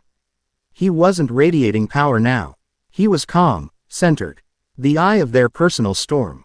The city is secure, he announced, his voice cutting through the quiet. Maria, excellent work. You can start decommissioning the back doors you created. Leave no trace. Maria looked up, startled, then nodded, a flicker of pride in her eyes. Already on it. He then looked at Yuki, who was still staring blankly. Yuki, you fought well. You saved lives. He didn't offer praise or platitudes. He just stated the fact. Go take a shower. Wash the day off. Your uniform is in the laundry. Yuki blinked, as if coming out of a trance. The simple, domestic instruction was so at odds with the scale of what had just happened that it seemed to reset her. She looked down at her stained clothes, then back at him. She gave a single, jerky nod, rose stiffly, and walked towards the stairs. It was an order she could understand, a small, tangible action in a world that no longer made sense. Finally, Naruto's gaze settled on Mio. She was curled into a corner of the couch. Her arms wrapped around her knees, trying to make herself as small as possible. The fear was gone, replaced by a quiet, gnawing self-doubt he could feel as keenly as a physical touch. He walked over and sat not next to her, but on the coffee table in front of her, so he was at her level. "What's on your mind, Mio?" he asked gently. She flinched, not expecting the direct question. "Nothing," she mumbled, staring at her knees. Naruto waited. He was endlessly patient. He didn't push, didn't pry. He just sat there, a quiet, unmovable presence, letting the silence stretch until it became more uncomfortable for her than speaking. Finally, she cracked. "It's me," she whispered, her voice thick with unshed tears. "All of this, the demons, the fighting, it's all because of me. You almost died. Yuki could have died. The whole city was a war zone because of what I am." Her shoulders shook. "And I didn't do anything. I just hid. I'm weak. I'm a burden." There it was, the heart of the problem. "You're not weak, Mio," Naruto said, his voice soft but firm. "You're untrained. There's a difference." "What's the difference?" She shot back, looking up at him, her eyes flashing with frustration. "My power is it's just destruction. When I get scared or angry, it just explodes. I can't control it. It's a curse." "No," Naruto countered, leaning forward slightly. "It's a tool, a very powerful one, and you don't know how to use it yet. Has anyone ever tried to teach you?" She stared at him. "Teach me?" "Maria tried to teach me some theory, but every time I try to draw on it, it's just rage. And pain. My father's pain." Naruto nodded slowly. He understood perfectly. It was just like his early days with Kurama. Trying to draw on a power born of rage and hatred only amplified those same emotions in the user. It was a vicious cycle. "Your power is tied to your emotions," he explained. "So when you feel fear or anger, the power responds in kind. You've been trying to suppress it, to cage it. But a flood isn't stopped by building a wall. It's stopped by digging a new channel, by guiding the water where you want it to go." He stood up and extended a hand to her. "Come on." "Where?" she asked, her voice wary. "To the classroom," he said with a faint smile. "Training starts now." He led her out the back door into the yard. The sun had completely set, and the sky was a deep, velvety blue, littered with stars. The air was cool and clean. Maria, her work done, and Yuki, now dressed in a simple gray sweatsuit Naruto had left out for her, followed them out, drawn by the new development. Naruto stood in the center of the lawn. "All right, Mio, I want you to try and summon your power. Just a little. Feel it." Mio looked nervous. "Here, what if I lose control? I could destroy the house, or you." "You won't," Naruto said with unshakable confidence. "I'm right here." That simple promise seemed to give her strength. She closed her eyes, taking a deep breath. She focused inward, reaching for the roiling sea of power within her. Immediately, she felt the familiar surge of anger, despair, and pain, her father's legacy. A flicker of red, chaotic energy sparked around her hands. The grass at her feet began to wither and blacken. "I can't," she gasped, her eyes flying open. "It's too much. You're trying to fight it," Naruto said calmly. "Stop fighting. Don't try to control the storm. Just find the quiet place in the middle of it. Find your center." "My center?" she asked, confused. "What does that mean?" "It means finding the one thing, the one feeling, that is stronger than the rage and fear." He explained. He closed his own eyes for a moment. "When I first learned to control a power like yours, it was a raging ocean of pure hatred. It wanted to consume me. And it almost did. I tried to dominate it, to crush it into submission. And I failed every time." Yuki and Maria listened, captivated. He was talking about the monstrous, nine-tailed energy he had shown on the roof. "So how did you do it?" Mio asked, her voice a whisper. Naruto opened his eyes, and they were filled with a profound, gentle warmth. I stopped fighting. I found my anchor. The love I felt for my parents. Even though they were gone. The respect I had for my teacher. The bonds I shared with my friends. I focused on that, on the gratitude and the love, and I used it to face the hatred. I didn't defeat it. I accepted it. I made peace with it. The hatred became a part of me, but it no longer controlled me. The love was the center. The hatred just orbited it. He looked at Mio, his gaze incredibly soft. So, stop focusing on your father's rage. Stop focusing on your fear. Find your center, Mio. What is the one thing you want to protect? What is the one feeling that gives you strength? Mio stared at him, her heart pounding, her center. For weeks, her entire world had been fear and survival. But now it was different. She thought of the way Naruto had stood in front of her, a shield against the world. She thought of the way he had taken her curse, a mountain of pain, without flinching. She thought of this house, this strange, makeshift family. The feeling of safety she felt when he was near. The burgeoning hope that she could have a future. It wasn't a complex emotion. It was simple. It was gratitude. It was trust. It was a budding affection that she was too scared to name. She closed her eyes again. This time, she didn't fight the raging sea. She let it wash over her. But instead of drowning, she focused on the image of Naruto's calm, smiling face. On the feeling of his hand in hers when they sealed the pact. She focused on the warmth, the safety. The red, chaotic energy flickering around her hands didn't vanish. But it changed. It smoothed out, the angry, jagged edges softening. The color deepened from a furious scarlet to a rich, noble crimson. It stopped destroying the grass at her feet. A small, stable, beautiful sphere of pure crimson energy, humming with immense power. Now floated calmly in her palm. It was still her power, still her father's legacy, but it was hers to command. She opened her eyes and stared at the orb, tears of joy and relief streaming down her face. I did it. Naruto smiled. A genuine, proud smile. See, not so hard. From the porch, Maria clapped her hands over her mouth, her eyes wide. Yuki simply stared, a look of profound respect on her face. He hadn't taught her a spell or a technique. He had taught her a philosophy. He had healed a wound in her soul. Naruto then turned his attention to Yuki.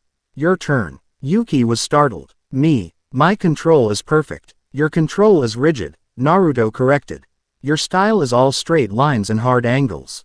Powerful, but brittle. You lost to me because I was fluid and you were solid. A river will always break a stone, given enough time. He walked over to her.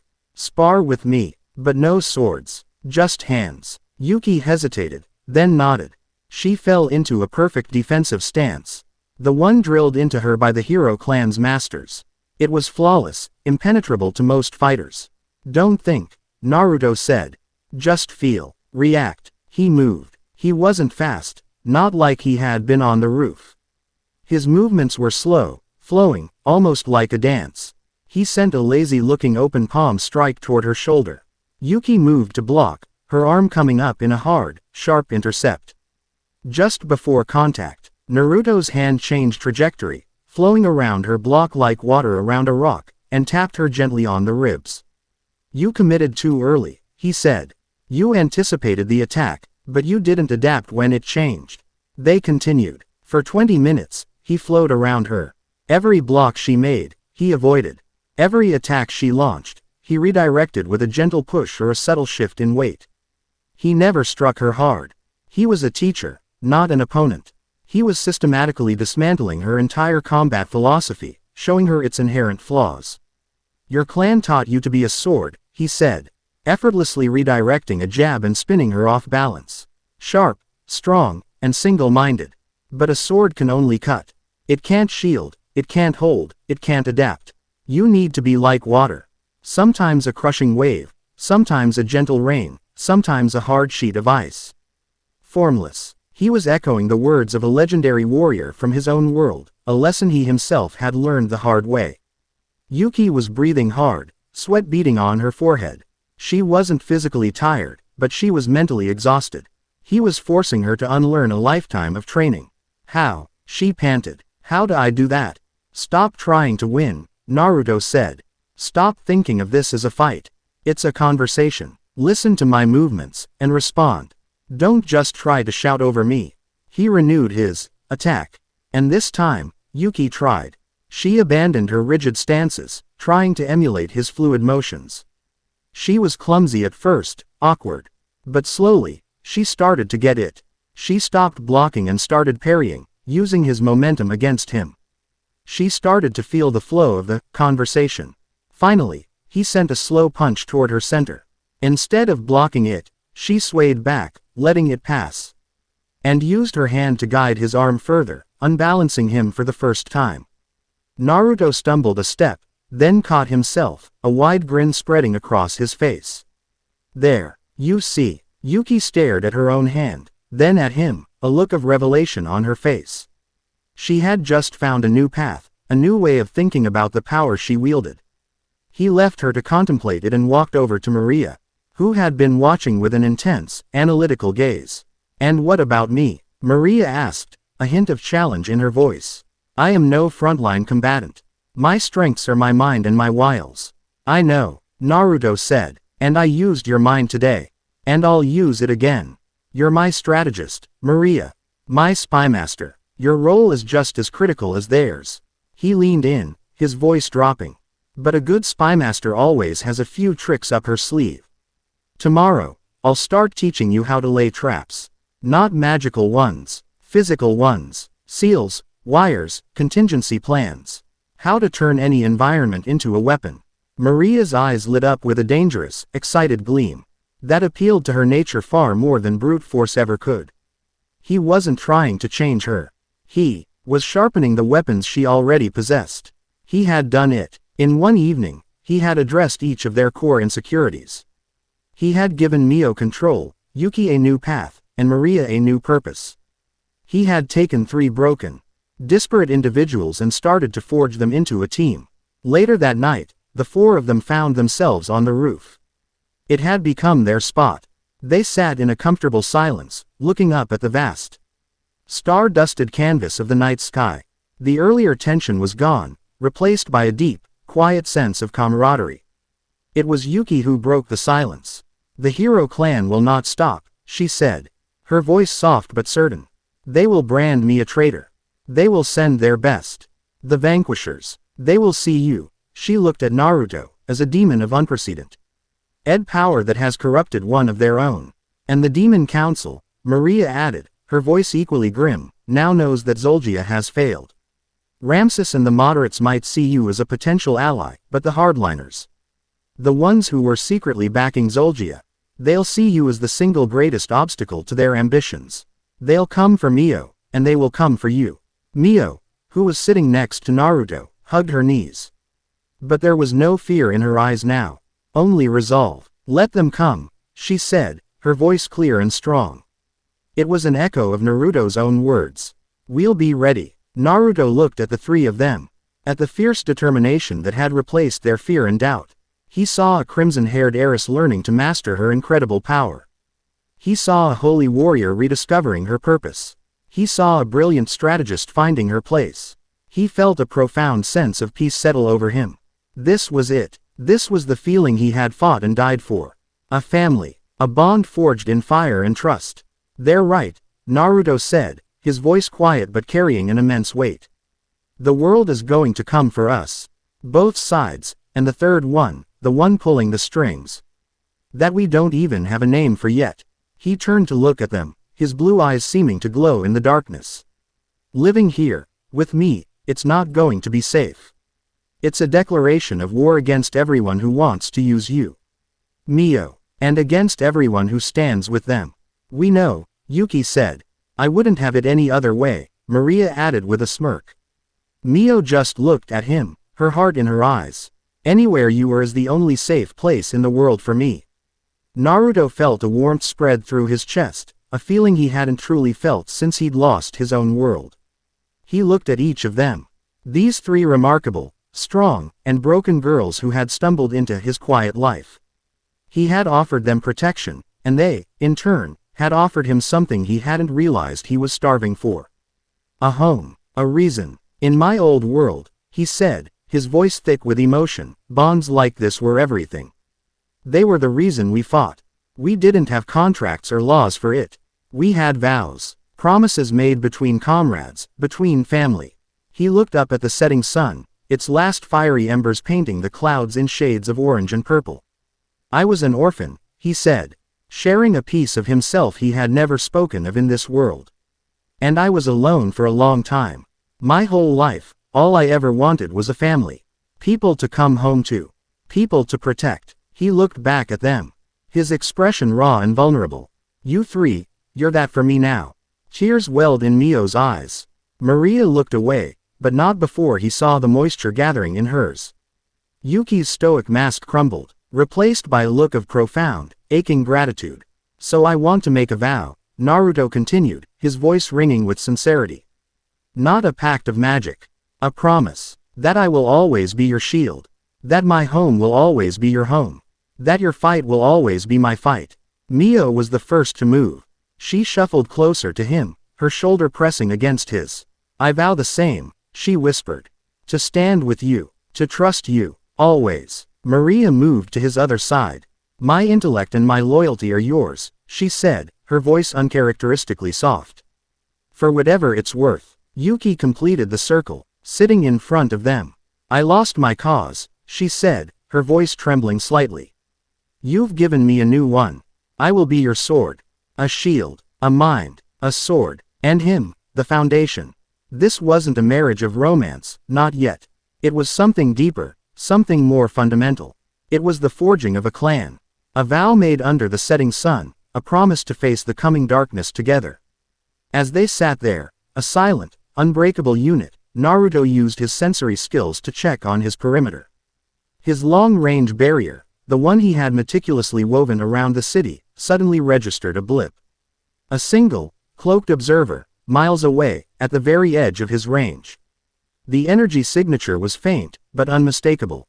It was that same cold, sterile, ancient divine power. The spy had been watching them. Naruto subtly focused his will on the barrier. The spy, realizing it had been detected, didn't flee. It simply ceased to be. A silent, self-destructive act designed to leave no trace. It was a message. We see you. We are watching your every move. Naruto didn't react outwardly. He just looked at the three girls who had just pledged their lives to him, and he to them. They were his precious people now. And he would tear down gods and devils to keep them safe. Chapter 4 End. Chapter 5. An audience with devils. The quiet that followed their vow was tea. He deep breath before a plunge into icy water. They trained. Every day, they pushed their limits in the backyard that had become their personal dojo. Mio's control grew exponentially. She could now summon her crimson power at will, shaping it into shields, blasts, and even intricate, flowing ribbons of energy. The rage was still there, a deep bass note beneath the melody of her intent, but she was the conductor now, not the instrument. Yuki, under Naruto's unorthodox tutelage, was reinventing her entire fighting style. She practiced for hours, not with a sword of light, but with a simple wooden bakken, learning the fluid, adaptive forms Naruto taught her. She was integrating the hero clan's raw power with a new, formless philosophy, becoming less like a battering ram and more like a tidal wave. Maria, meanwhile, had turned the house's basement into her personal workshop. Guided by Naruto, she was learning the basics of fuinjutsu, sealing jutsu. Her brilliant mind, already adept at complex magical formulas, took to the intricate art with frightening speed. She wasn't just making explosive tags, she was creating communication seals, sensory traps, and defensive barriers, her laughter echoing from the basement whenever a new, ingenious trap worked to perfection. Naruto oversaw it all, a patient and demanding teacher. But while he trained them, his own senses were stretched taut, a web of chakra covering the entire city. He was waiting for the other shoe to drop. The silent, self-destructing observer had been a clear message. Their grace period was over. The message, when it came, was not an attack. It was far more insidious.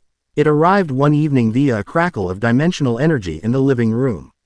A formal, blood-red scroll, bound with a clasp of obsidian and silver, materialized in midair and floated gently to the coffee table. It radiated the heavy, oppressive atmosphere of the demon realm, an aura of ancient power and stifling court etiquette. Maria was the first to approach it, her expression grim. "A formal summons," she said, her fingers tracing the seal. "From the demon lord's court. This is the crest of Lord Leahart." "Leahart?" Yuki asked, her hand instinctively moving to where her sword would be. "The current demon lord, the usurper, some would call him," Maria clarified, her lips twisting into a sneer. "He took the throne after Mio-sama's father, Wilbert, was betrayed and killed. He's a pragmatist, not a warmonger like Zolgia, but he's ambitious. This is his move." Mio looked at the scroll as if it were a venomous snake. "What does he want?" "He wants you," Naruto answered, walking over to stand beside her. He hadn't bothered to read the scroll, he could feel the intent radiating from it. Zolgia's failure created a power vacuum and a crisis. The hardliner faction that backed him is weakened, but furious. The moderate faction, led by a demon named Ramses, sees an opportunity. They'll want to take you into protective custody. Protective custody, Maria scoffed. They mean they want to turn her into a political pawn. Marry her off to one of their own, use her lineage to legitimize their power, and keep her under their thumb.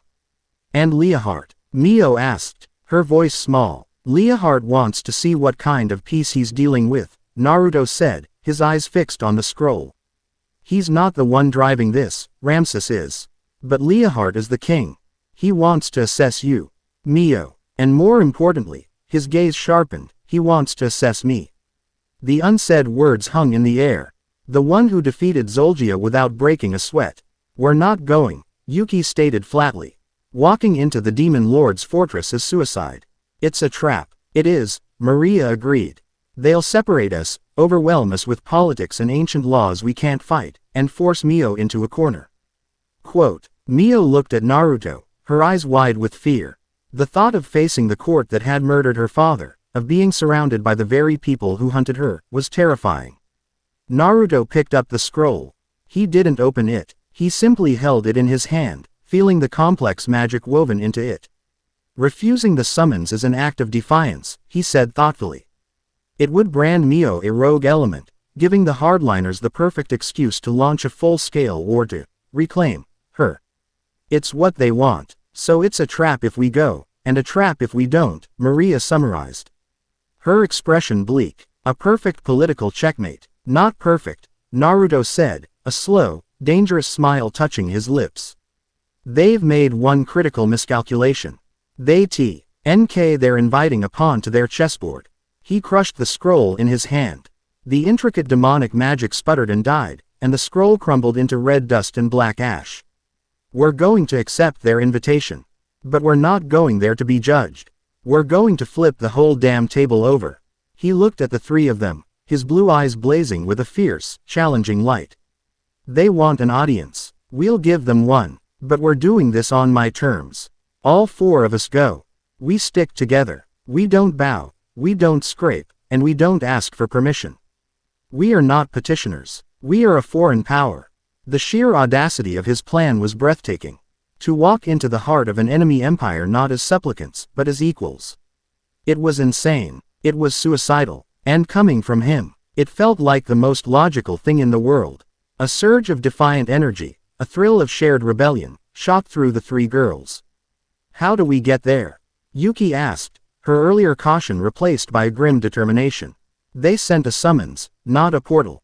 Naruto grinned. "Who needs a portal?" He gathered them in the center of the living room. "Hold on," he said, placing a hand on Mio's shoulder and another on Maria's. Yuki put a hand on his back. He closed his eyes and focused, not on his own chakra, but on the faint, lingering trail of dimensional energy left by the scroll. It was a thread, a single path leading back through the void between worlds. He then flooded that thread with his own immense power, hijacking it, widening it, forcing it to obey his will. The air around them began to twist and distort, the colors of the living room smearing like wet paint. "This is reckless, Kit," Kurama grumbled in his mind. "Forcing a rift open like this without a proper key is like kicking down the door to a hurricane." "We're not kicking down the door," Naruto shot back, his concentration absolute.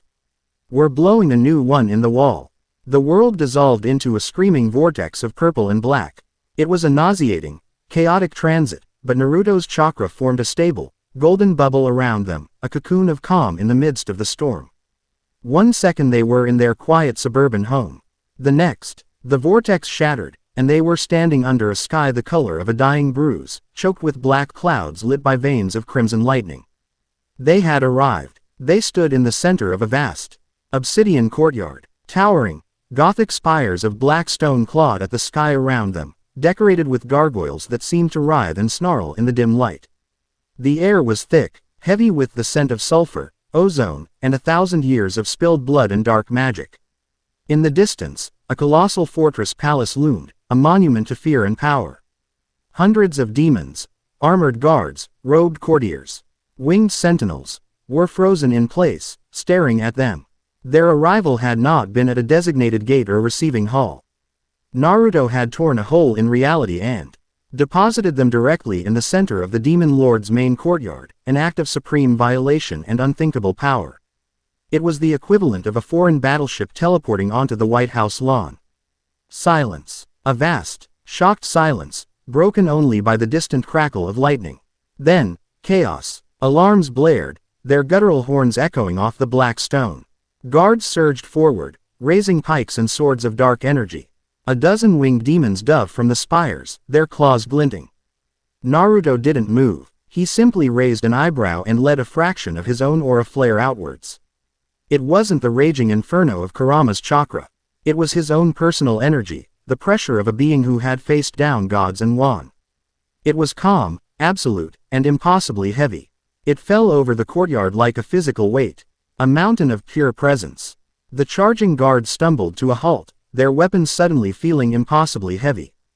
The diving sentinels faltered in midair, their wings struggling to beat against an unseen pressure. Every demon in the courtyard felt a primal, instinctual terror seize their hearts.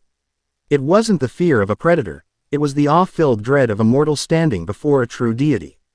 Into the stunned silence, a single figure strode out from the palace gates. He was tall and powerfully built, with long, silver hair and the weary eyes of a king. He wore regal, dark armor, and at his side was a demon with a scholarly face and spectacles, who was looking at Naruto with unconcealed shock. Leahart, the demon lord, and Ramses, the leader of the moderate faction. Leahart's eyes swept over the scene, the 4 newcomers standing unbowed in the center of his courtyard, his elite guards frozen in terror. His gaze lingered on Mio, a flicker of something unreadable in his eyes. Before settling on Naruto, he could feel the pressure Naruto was exerting, a calm, crushing force that made the very air tremble. "You are Naruto Uzumaki," Leahart stated, his voice a low, powerful baritone that commanded attention. "Your method of arrival is unorthodox. You sent an invitation," Naruto replied, his voice casual, yet it carried across the vast courtyard with perfect clarity. "We're here. Are you going to have your men point their toothpicks at us all day, or are you going to grant us the audience you requested?" The sheer, breathtaking disrespect of the statement hung in the air. Ramses looked horrified. The guards bristled with fury, but the suffocating pressure kept them rooted to the spot. Leahart, however, did not get angry. A slow, dangerous smile spread across his face. Indeed, he raised a hand, and the pressure Naruto was exerting vanished as he willingly retracted it. The guards gasped for air. "Stand down," Leahart commanded. "Our guests have arrived." He turned and gestured toward the palace. "The council is waiting. If you would be so kind as to follow me." Naruto gave a slight nod and began to walk, the 3 girls falling into step behind him. They moved as a unit, a tight, defensive diamond with Naruto at the point. Mio was in the center, flanked by Maria and Yuki. They walked through the parting sea of demonic guards, ignoring the hateful, fearful glares. They were projecting an aura of absolute unity and confidence, a walking fortress in the heart of their enemy's capital. They were led into a vast, cavernous throne room.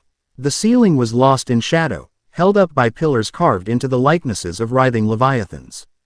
At the far end, upon a throne of jagged black crystal, sat Leahart. The chamber was filled with the demonic elite, old, powerful devils in dark robes, armored generals with cruel, scarred faces, and shadowy figures whose forms seemed to shift and blur at the edges. This was the Demon Council. Naruto could feel their collective animosity, a palpable wave of hatred and ambition. He could also feel something else. On the right side of the room, among a group of fiercely proud, military-looking demons. The energy was sharp and hostile. The hardliners, and woven into their auras were faint, almost undetectable traces of that same cold, sterile, divine energy he had sensed before. Malik's influence had reached even here. Ramsus stepped forward. Mio Naruse, he began, his voice formal. The council has convened to discuss your future and the stability of the realm. It is our belief that for your own protection, you should be placed under the care of the moderate faction, to be guided in. No, Naruto said. The word, simple and absolute, cut through Ramsus's political speech like a guillotine. The entire council stared at him. I beg your pardon, Ramsus said, clearly taken aback. She's not going anywhere, Naruto stated, his voice calm but unyielding. He took a step forward, his gaze sweeping across the assembled demons. Mio's future is her own to decide. She is not a political asset to be traded. She is under my protection. That is not negotiable. An old, wizened demon with cruel, glowing eyes and the leader of the hardliner faction, a general named Zest, slammed his fist on the arm of his chair. Your protection? Who are you to make such declarations in this hall? You are a nameless upstart. An unknown quantity. You have no standing here, no right to speak. My right, Naruto said, turning his head to fix Zest with an ice-cold stare, is the fact T. Had I defeated the champion you secretly backed, dismantled his entire operation in under an hour, and am now standing in your throne room when you thought I was an ocean of dimensions away. My right is the power to end this entire conversation permanently. But I'm choosing to be polite. The threat was so blatant, so utterly without subtlety, that a collective gasp went through the council. Zest's face turned purple with rage. Insolence. Zest roared, rising to his feet. You stand in the presence of the demon lord and a council of your betters. You have power, yes, we can feel that. But power without legitimacy is just chaos. We demand you prove your right to be this girl's guardian. I challenge you to a duel. Face our greatest champion. If you win, we will entertain your claims. If you lose, the girl becomes a ward of the council, and you will bow your head in submission. Leahart, sitting on his throne, watched the exchange with a keen, calculating interest. He didn't intervene. This was the test he had wanted. Naruto looked at the furious Zest, then around the room. He saw the challenge in their eyes, the need to see his power firsthand, to measure him. A simple refusal wouldn't work. They needed a demonstration, a message, one that would be burned into the memory of the entire demon realm for the next 1,000 years. Fine, Naruto said with a sigh, as if agreeing to some tedious chore. A duel. Let's get this over with. Zest grinned, a vicious, triumphant expression. Excellent. Our champion will be Lord Galdo. A veteran of the ancient wars, a master of gravitational magic. Undefeated for 5 centuries, a massive, hulking demon stepped forward from the ranks of the hardliners. He was easily 12 feet tall, his body a mountain of dense, gray muscle, covered in overlapping bone plates like natural armor. He carried no weapon. He didn't need one. The air around him was visibly distorting, his personal gravity field bending light and space. They were led to a massive arena connected to the palace. It was an open-air coliseum under the bruised sky, filled with thousands of demonic spectators who had gathered with supernatural speed, hungry for a spectacle. Naruto stood in the center of the sandy floor, facing the behemoth that was Galdo. Mio, Maria, and Yuki watched from a guarded balcony near the throne, their expressions a mask of anxiety. Galdo laughed, a sound like grinding stones. So you are the boy who thinks he can defy the council. I have crushed heroes and angels. I will enjoy breaking you. Naruto just looked at him, his expression placid. He needed this to be quick. He needed it to be decisive. And he needed it to be terrifying. He closed his eyes and entered sage mode. The orange markings appeared around his eyes. He wouldn't use Kurama's power. He wouldn't need it. He would use a fraction, just a sliver, of the power he had inherited at the end of his own life. The power of the Sage of Six Paths. He opened his eyes. Galdo, who had been boasting, suddenly froze. The boy's eyes, they were different. They were no longer just blue. They were golden, and the pupils had become a cross-slit pattern, a fusion of his own and a toad's. He was radiating an aura that was utterly alien. It felt like standing before the universe itself, ancient, vast, and completely indifferent. From the balcony, Leahart leaned forward, his KNUC. Please white where he gripped the arm of his throne. Ramses's glasses had slipped down his nose. They had never seen anything like it. The duel begins. Zest roared from the stands. Galdo acted first. He raised a massive hand, and the gravity around Naruto intensified 100-fold. The air thickened, the ground groaned. Anyone else would have been instantly crushed into a red paste, their bones turned to dust. Naruto didn't even buckle. He stood there as if enjoying a light spring breeze, his jacket fluttering slightly. Is that it? Naruto asked, his voice echoing in the suddenly silent arena. Galdo's eyes widened in shock.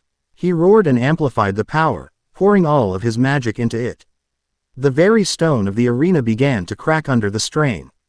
Naruto still didn't move. My turn, Naruto said. He raised one hand. Floating just above his palm, 9 small, black spheres, each no bigger than a fist, materialized from nothing. They were truth-seeking orbs. The ultimate defense, the ultimate offense. The very essence of creation and destruction. He flicked his wrist. One of the orbs shot forward. It didn't move with incredible speed, but it moved with an unnerving purpose. Galdo, seeing the small sphere approaching, sneered and raised a hand to catch it, intending to crush it. His hand, which could shatter mountains, closed around the orb. And then his hand was gone. It didn't explode. It wasn't burned or frozen.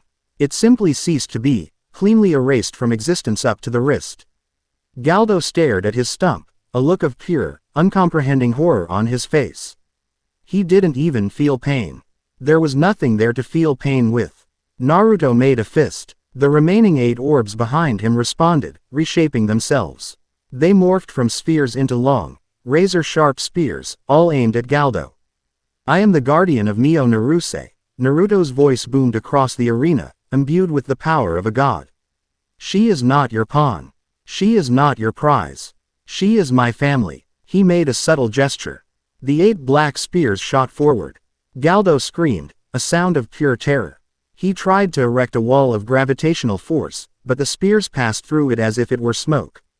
The power of all creation and nullification ignoring the laws of physics is a mere suggestion. The spears didn't hit him. They impaled the ground all around him, forming a perfect cage of black, silent death. The tips hovered a millimeter from his skin, their very presence erasing the ambient magic in the air. Galdo collapsed within the cage, trembling uncontrollably, utterly broken. The fight had lasted less than 10 seconds.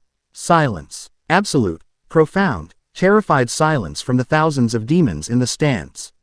They had just watched their greatest champion, a 500-year undefeated veteran, be dismantled and psychologically shattered without his opponent taking a single step. Naruto turned his back on the weeping Galdo and looked up at the council's balcony. He fixed his gaze on Zest. The truth-seeking orbs behind him reformed into a halo, a crown of black annihilation. Does anyone else, Naruto asked, his voice laced with divine, chilling power, have an objection? Zest was pale, his arrogance completely gone, replaced by a deep, primal fear. He shook his head, unable to speak. It was in that moment of absolute silence that something happened. The faint blessing of divine energy that Malik had placed on Zest and his hardliners, a blessing meant to bolster their ambition and cloud their judgment, recoiled from the sheer, overwhelming purity of Naruto's 6-path sage mode. The clash of these 2 god-tier powers created a violent, psychic feedback loop. A wave of mental energy erupted from Zest and his faction, washing over the entire arena. And for a single, horrifying second, everyone, Leahart, Ramses, Mio, Maria, Yuki, and every demon in the stands, saw what Naruto's power had touched. They saw a vision. They saw a being of impossible geometry, made of cold, white, righteous fire. They saw a sky filled with countless, unblinking eyes and an infinity of crystalline wings that blocked out the stars. They saw a face that was beautiful and terrible, devoid of all emotion save for a single burning purpose, purification. A voice echoed in all their minds, not of words, but of pure, telepathic concept. the stain of imperfection must be cleansed. The mingling of kinds is abomination. All that is not ordained shall be unmade. The vision lasted only a second, but it was an eternity of cold, holy terror. Then it was gone. The arena was filled with the sound of gasps and cries of fear. The demons weren't looking at Naruto anymore. They were looking at each other, their faces pale with a shared, cosmic horror. They had just glimpsed the true nature of the force that had been secretly manipulating them. Naruto let his six paths sage mode fade, the orbs dissolving into nothing. He was just a boy in a black jacket again. He had seen the vision too. But for him, it wasn't a shock. It was a confirmation. The enemy finally had a face.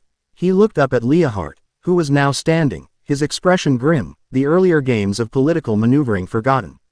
It seems, Naruto said, his voice quiet but carrying the weight of the new reality, that we have a much bigger problem than Mio's succession.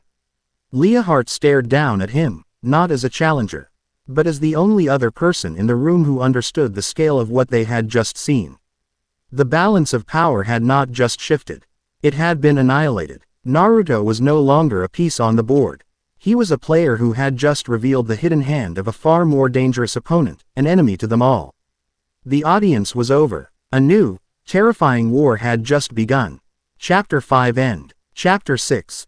The Purifier's Shadow. Their return from the demon realm was as abrupt and jarring as their departure. One moment they stood in the silent, horrified arena under a bruised sky, the next, Naruto too. Reopened another rift and deposited them back in the sterile quiet of their living room. The transition was seamless, but the change in atmosphere was dizzying. They had left a world on the brink of political chaos and returned to one that was, for the moment, blissfully unaware of the cosmic horror they had just witnessed. The alliance was forged in the stunned silence that followed. Leahart, his face a mask of cold fury, had dismissed the council with a wave of his hand. He, Ramses, and Naruto had met briefly in a private chamber. The conversation was short and grim. The vision had changed everything. The hardliner faction, now exposed as pawns of an outside force, was placed under immediate arrest. Leahart, no fool, recognized Malik as a threat that dwarfed any internal power struggle. An uneasy truce was declared. Leahart would consolidate his power, purge Malik's influence from his court, and prepare the demon realm for a war against a literal god. Naruto, in turn, was no longer seen as an antagonist but as an independent, terrifyingly powerful ally. Mio's status was left unspoken, but the implication was clear. She was no longer a political prize but the ward of a transcendental being. And to move against her was to move against him. Now, back in the human world, the weight of that knowledge settled upon them. Malik, Yuki whispered, her face pale as she sank onto the couch. She had recognized the iconography in the vision. The first seraph, the Purifier. He's a myth, a bedtime story the hero clan tells to scare children. A being from before the current pantheon of gods, who believed the creation of demons and other, impure, races was a cosmic mistake. The stories say he was sealed away by the gods for his zealotry. It seems the seal has broken, Maria said, her usual cynical wit absent. Replaced by a cold dread. She was pacing the room, her mind struggling to process the sheer scale of their new enemy. An ancient, fanatical god who wants to erase demons' Ram existence, and he's been manipulating both sides to create chaos around Mio-sama. He doesn't just want to erase demons, Naruto corrected, his voice dangerously quiet. He was standing by the window, looking out at the peaceful, unsuspecting neighborhood. The vision said, the mingling of kinds is abomination. He's not just after demons. He's after anyone who doesn't fit his definition of purity. Hybrids, devil-human contracts, and us. He glanced back at them. A human wielding sage energy, a succubus, a hero, and a demon lord's heir, all living under one roof. We are the embodiment of everything he hates. Mio, who had been silent, finally spoke, her voice trembling but firm. So he wants to kill me because I'm a hybrid. The daughter of a demon and a human. He wants to erase you, Naruto clarified. You're a symbol of the impurity he wants to cleanse. Your very existence is a defiant act against his dogma. A heavy silence descended. They had faced assassins and political plots, but this was different. This was a crusade. How could they possibly fight a being of that magnitude? Naruto seemed to feel their despair. He turned from the window, and the grim commander was gone, replaced by the calm, reassuring center of their small family. He's powerful, Naruto acknowledged. But he's not omnipotent. He's operating through proxies. He's manipulating others. That means he has limits. It means he can be fought. He looked at each of them, his gaze firm. We just exposed his hand to the entire demon realm. We've disrupted his plans. He's going to be angry. He's going to accelerate his timetable. As if on cue, the world outside the window changed. The bright blue afternoon sky began to darken, not with clouds, but as if a dimmer switch were being turned on the sun itself. A profound, unnatural chill filled the air, and a pressure descended upon the city, a sterile, holy cold that felt like the absolute zero of deep space. It was the same energy they had felt in the vision, but magnified 1,000-fold. Naruto's sage mode flared to life, his senses screaming. The entire city, his entire sensory network, was being blinded, overwhelmed by a flood of divine energy. He's here, Naruto said, his voice flat. He's making his move. Yuki rushed to the window, her eyes wide with horror. Marching down the streets, appearing from shimmering portals of white light, were figures in immaculate white and gold armor. Their faces were hidden behind impassive, featureless helms. They moved with perfect, silent discipline, their feet making no sound on the pavement. In their hands, they carried swords and spears that blazed with a cold, white light. The hero clan, Yuki breathed in disbelief. But, it's the entire central garrison. The elites, the vanquishers. What are they doing? They're not themselves, Naruto said, his eyes narrowed. He could feel their life forces. They were still human, but their wills, their very souls, had been subjugated, overlaid with Malik's divine energy. They were puppets, a holy army of brainwashed zealots. And at their head, standing in the center of the street in front of their house, was a figure that made Yuki's blood run cold. A tall, stern man with silver hair and a crisscross scar on his face, clad in magnificent, golden armor. Elder Shimon, Yuki whispered. The Grand Master of the Hero clan. My mentor. Shimon raised a hand, and the thousands of heroes surrounding their neighborhood halted as one. His voice boomed, amplified by divine power, a holy proclamation that rolled through the city like thunder. By the divine will of the first seraph, Malik, the great purification has begun. The demonic abomination, Mio Naruse, and her apostate guardians are to be purged. The city will be cleansed of their taint. This wasn't a covert operation. It was a declaration of holy war, broadcast for the entire world to hear. Simultaneously, a second presence of immense power appeared, descending from the darkened sky like a falling star. It was a being of pure, golden light, with 6 brilliant wings and a face of serene, beautiful indifference.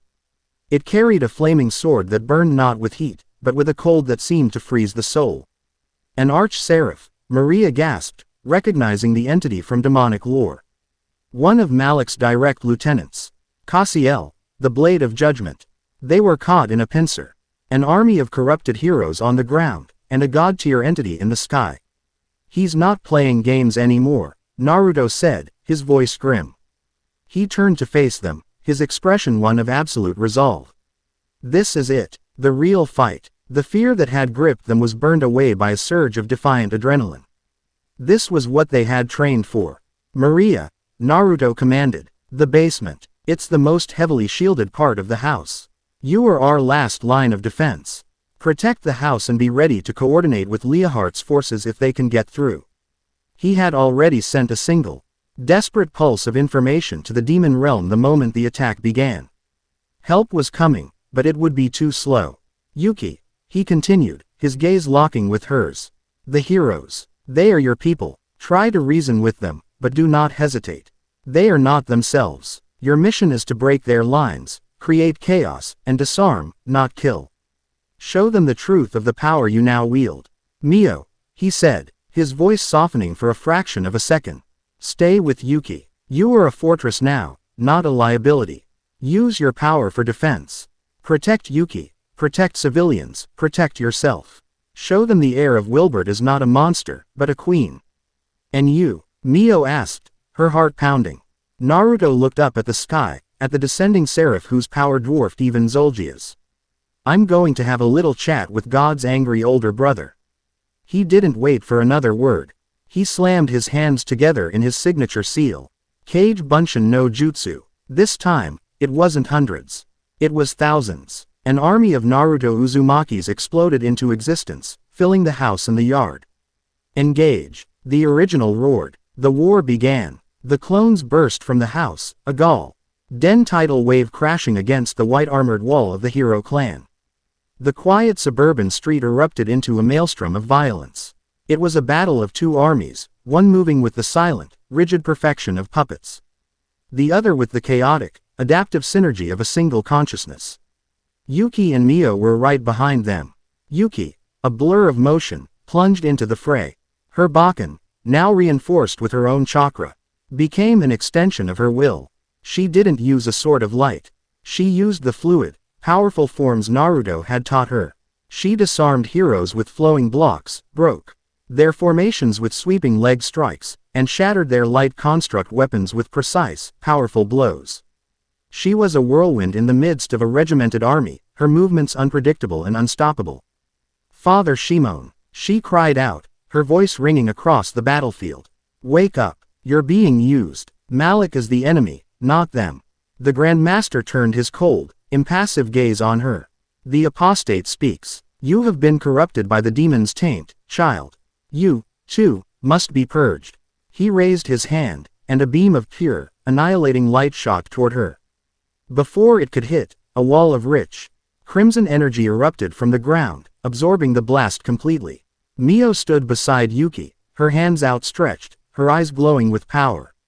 She was no longer trembling. Her face was a mask of cold, fierce concentration. I will not let you harm my friends, she declared, her voice resonating with the power of a demon lord. She slammed her palms together, and a shockwave of crimson force erupted outwards, sending a dozen heroes flying. They fought back to back, a perfect partnership. Yuki, the unstoppable spear, breaking through enemy lines. Mio, the impenetrable shield, defending her and controlling the battlefield. The hero and the demon lord, fighting as one. Above the chaos, Naruto rocketed into the sky, propelled by a blast of his own chakra. He met the A.R.C.H. Seraph Cassiel in the darkened heavens, 1,000 feet above the ground war. Anomaly. Cassiel's voice was not a sound, but a direct, melodic transmission into Naruto's mind. Your existence is a blasphemy. Your power is a discordant note in the great song of creation. Surrender to purification. I'm going to have to say no, Naruto replied, hovering in the air before the angelic being. I am kind of attached to my discordant notes. He shot forward, his fist cocked back. Cassiel didn't move. It simply raised its flaming sword. The blade, which burned with the cold of the void, met Naruto's fist. The impact was silent, but the shockwave was not. A ring of pure force erupted outwards, shattering every window for miles. The clouds in the sky were blown away in a perfect circle, revealing the cosmos above. The very fabric of space seemed to groan under the strain. Naruto was thrown back, his arm numb and tingling with a chilling energy that sought to unmake his very cells. He instantly flooded it with his own vital chakra, purging the cold. Cassiel, for the first time, showed a flicker of surprise. No being had ever touched its blade and remained whole. You are strong, Cassiel transmitted, a hint of something like respect in its melodic voice. But you are a chaotic singularity. You cannot be allowed to exist. The seraph moved. It was a blur of golden light and 6 wings. Its flaming sword scything through the air in arcs of absolute destruction. Each swing didn't just cut, it erased whatever it touched from reality. Naruto met the assault head-on. He entered 6 Paths Sage mode. The 9 truth-seeking orbs forming a protective shield around him. The seraph's blade clashed against his black spheres, creating silent, reality-bending explosions of light and shadow. It was a battle of absolutes. Cassiel's power to unmake versus Naruto's command over the very essence of creation. The fight was a celestial ballet of impossible speed and power. They were blips of gold and black, clashing across the sky. Their blows causing the atmosphere itself to ripple and distort. Below, the ground war raged. Naruto's clones were holding the line, but the brainwashed heroes were relentless. They felt no pain, no fear. They were an inexhaustible army. Yuki and Mio were becoming a rallying point, a beacon of defiance in the chaos, but they were being overwhelmed by sheer numbers. Suddenly, the air behind the hero clan's lines tore open. Dozens of blood-red portals ripped into existence, and from them poured an army. Armored demons, led by Ramsus himself, charged into the fray. Their war cries a guttural roar. Leahart had kept his word. For the demon realm, Ramsus bellowed, his axe cleaving a brainwashed hero's light sword in two. Destroy the puppets of the false god. The suburban street became a three-way war zone. Clones, demons, and corrupted heroes clashed in a chaotic, desperate struggle. High above, Naruto knew he had to end his fight. The battle of attrition was not a winning strategy. He had to break Cassiel, and he had to do it now. Let's end this, Naruto roared, pouring more power into his form. He clasped his hands together, focusing an immense amount of chakra. One of his truth-seeking orbs floated in front of him, and he began infusing it with a massive amount of wind element chakra. The black sphere began to spin, to change. It sprouted countless microscopic, whirring blades of wind, transforming into a miniature, spinning shuriken of apocalyptic power. Rasenshuriken. But this was different. This was a truth-seeking Rasenshuriken. A technique that could not just slice a soul, but erase it from the karmic cycle. Cassiel seemed to sense the immense danger. It stopped its attack, its 6 wings wrapping around it like a golden cocoon. Its flaming sword held before it as a final shield. It was preparing to weather the ultimate attack. This is the power of my bonds. My will, Naruto yelled, and hurled the spinning vortex of destruction. It crossed the distance between them in an instant. There was no explosion, just a blinding, silent flash of light. When the light faded, Cassiel was still there. Its wings were shredded, its golden armor cracked and broken. The flaming sword was gone, shattered. It stared at Naruto, its serene face for the first time showing a flicker of true, mortal fear. A thin, black line appeared across its chest. Then, the Arch-Seraph. The blade of judgment, split cleanly in two, and its halves dissolved into a fine, golden dust that scattered on the wind. The moment Cassiel was destroyed, its divine influence over the battlefield vanished. The sky began to lighten. And on the ground, the thousands of heroes stopped fighting. They looked down at their hands, at the demons they were fighting. At the golden clones they were trying to destroy, and a collective wave of confusion and horror washed over them. Their eyes, once cold and empty, were filled with dawning terror and guilt. They remembered everything. Grandmaster Shimon fell to his knees, staring at Yuki, his face a mask of utter devastation. Child, what have we done? The war was over, but the city was in ruins. Entire blocks were cratered and scorched. The battle had been won, but the cost was immense. And everyone, human, hero, and demon, had seen it. The world now knew that gods and devils walked among them. The secret was out, shattered forever. Naruto descended slowly from the sky, his power receding, leaving him just a boy in a torn jacket, hovering over a battlefield of his own making. He looked down at the devastation, at the dawning new era of chaos he had just inadvertently ushered in. His victory felt chillingly hollow. He had protected his family. He had defeated the Seraph. But in doing so, he had broken the world. And he knew, with a certainty that chilled him to the bone, that Malik was watching. And this defeat would only make the true god's wrath all the more terrible. Chapter 6 End.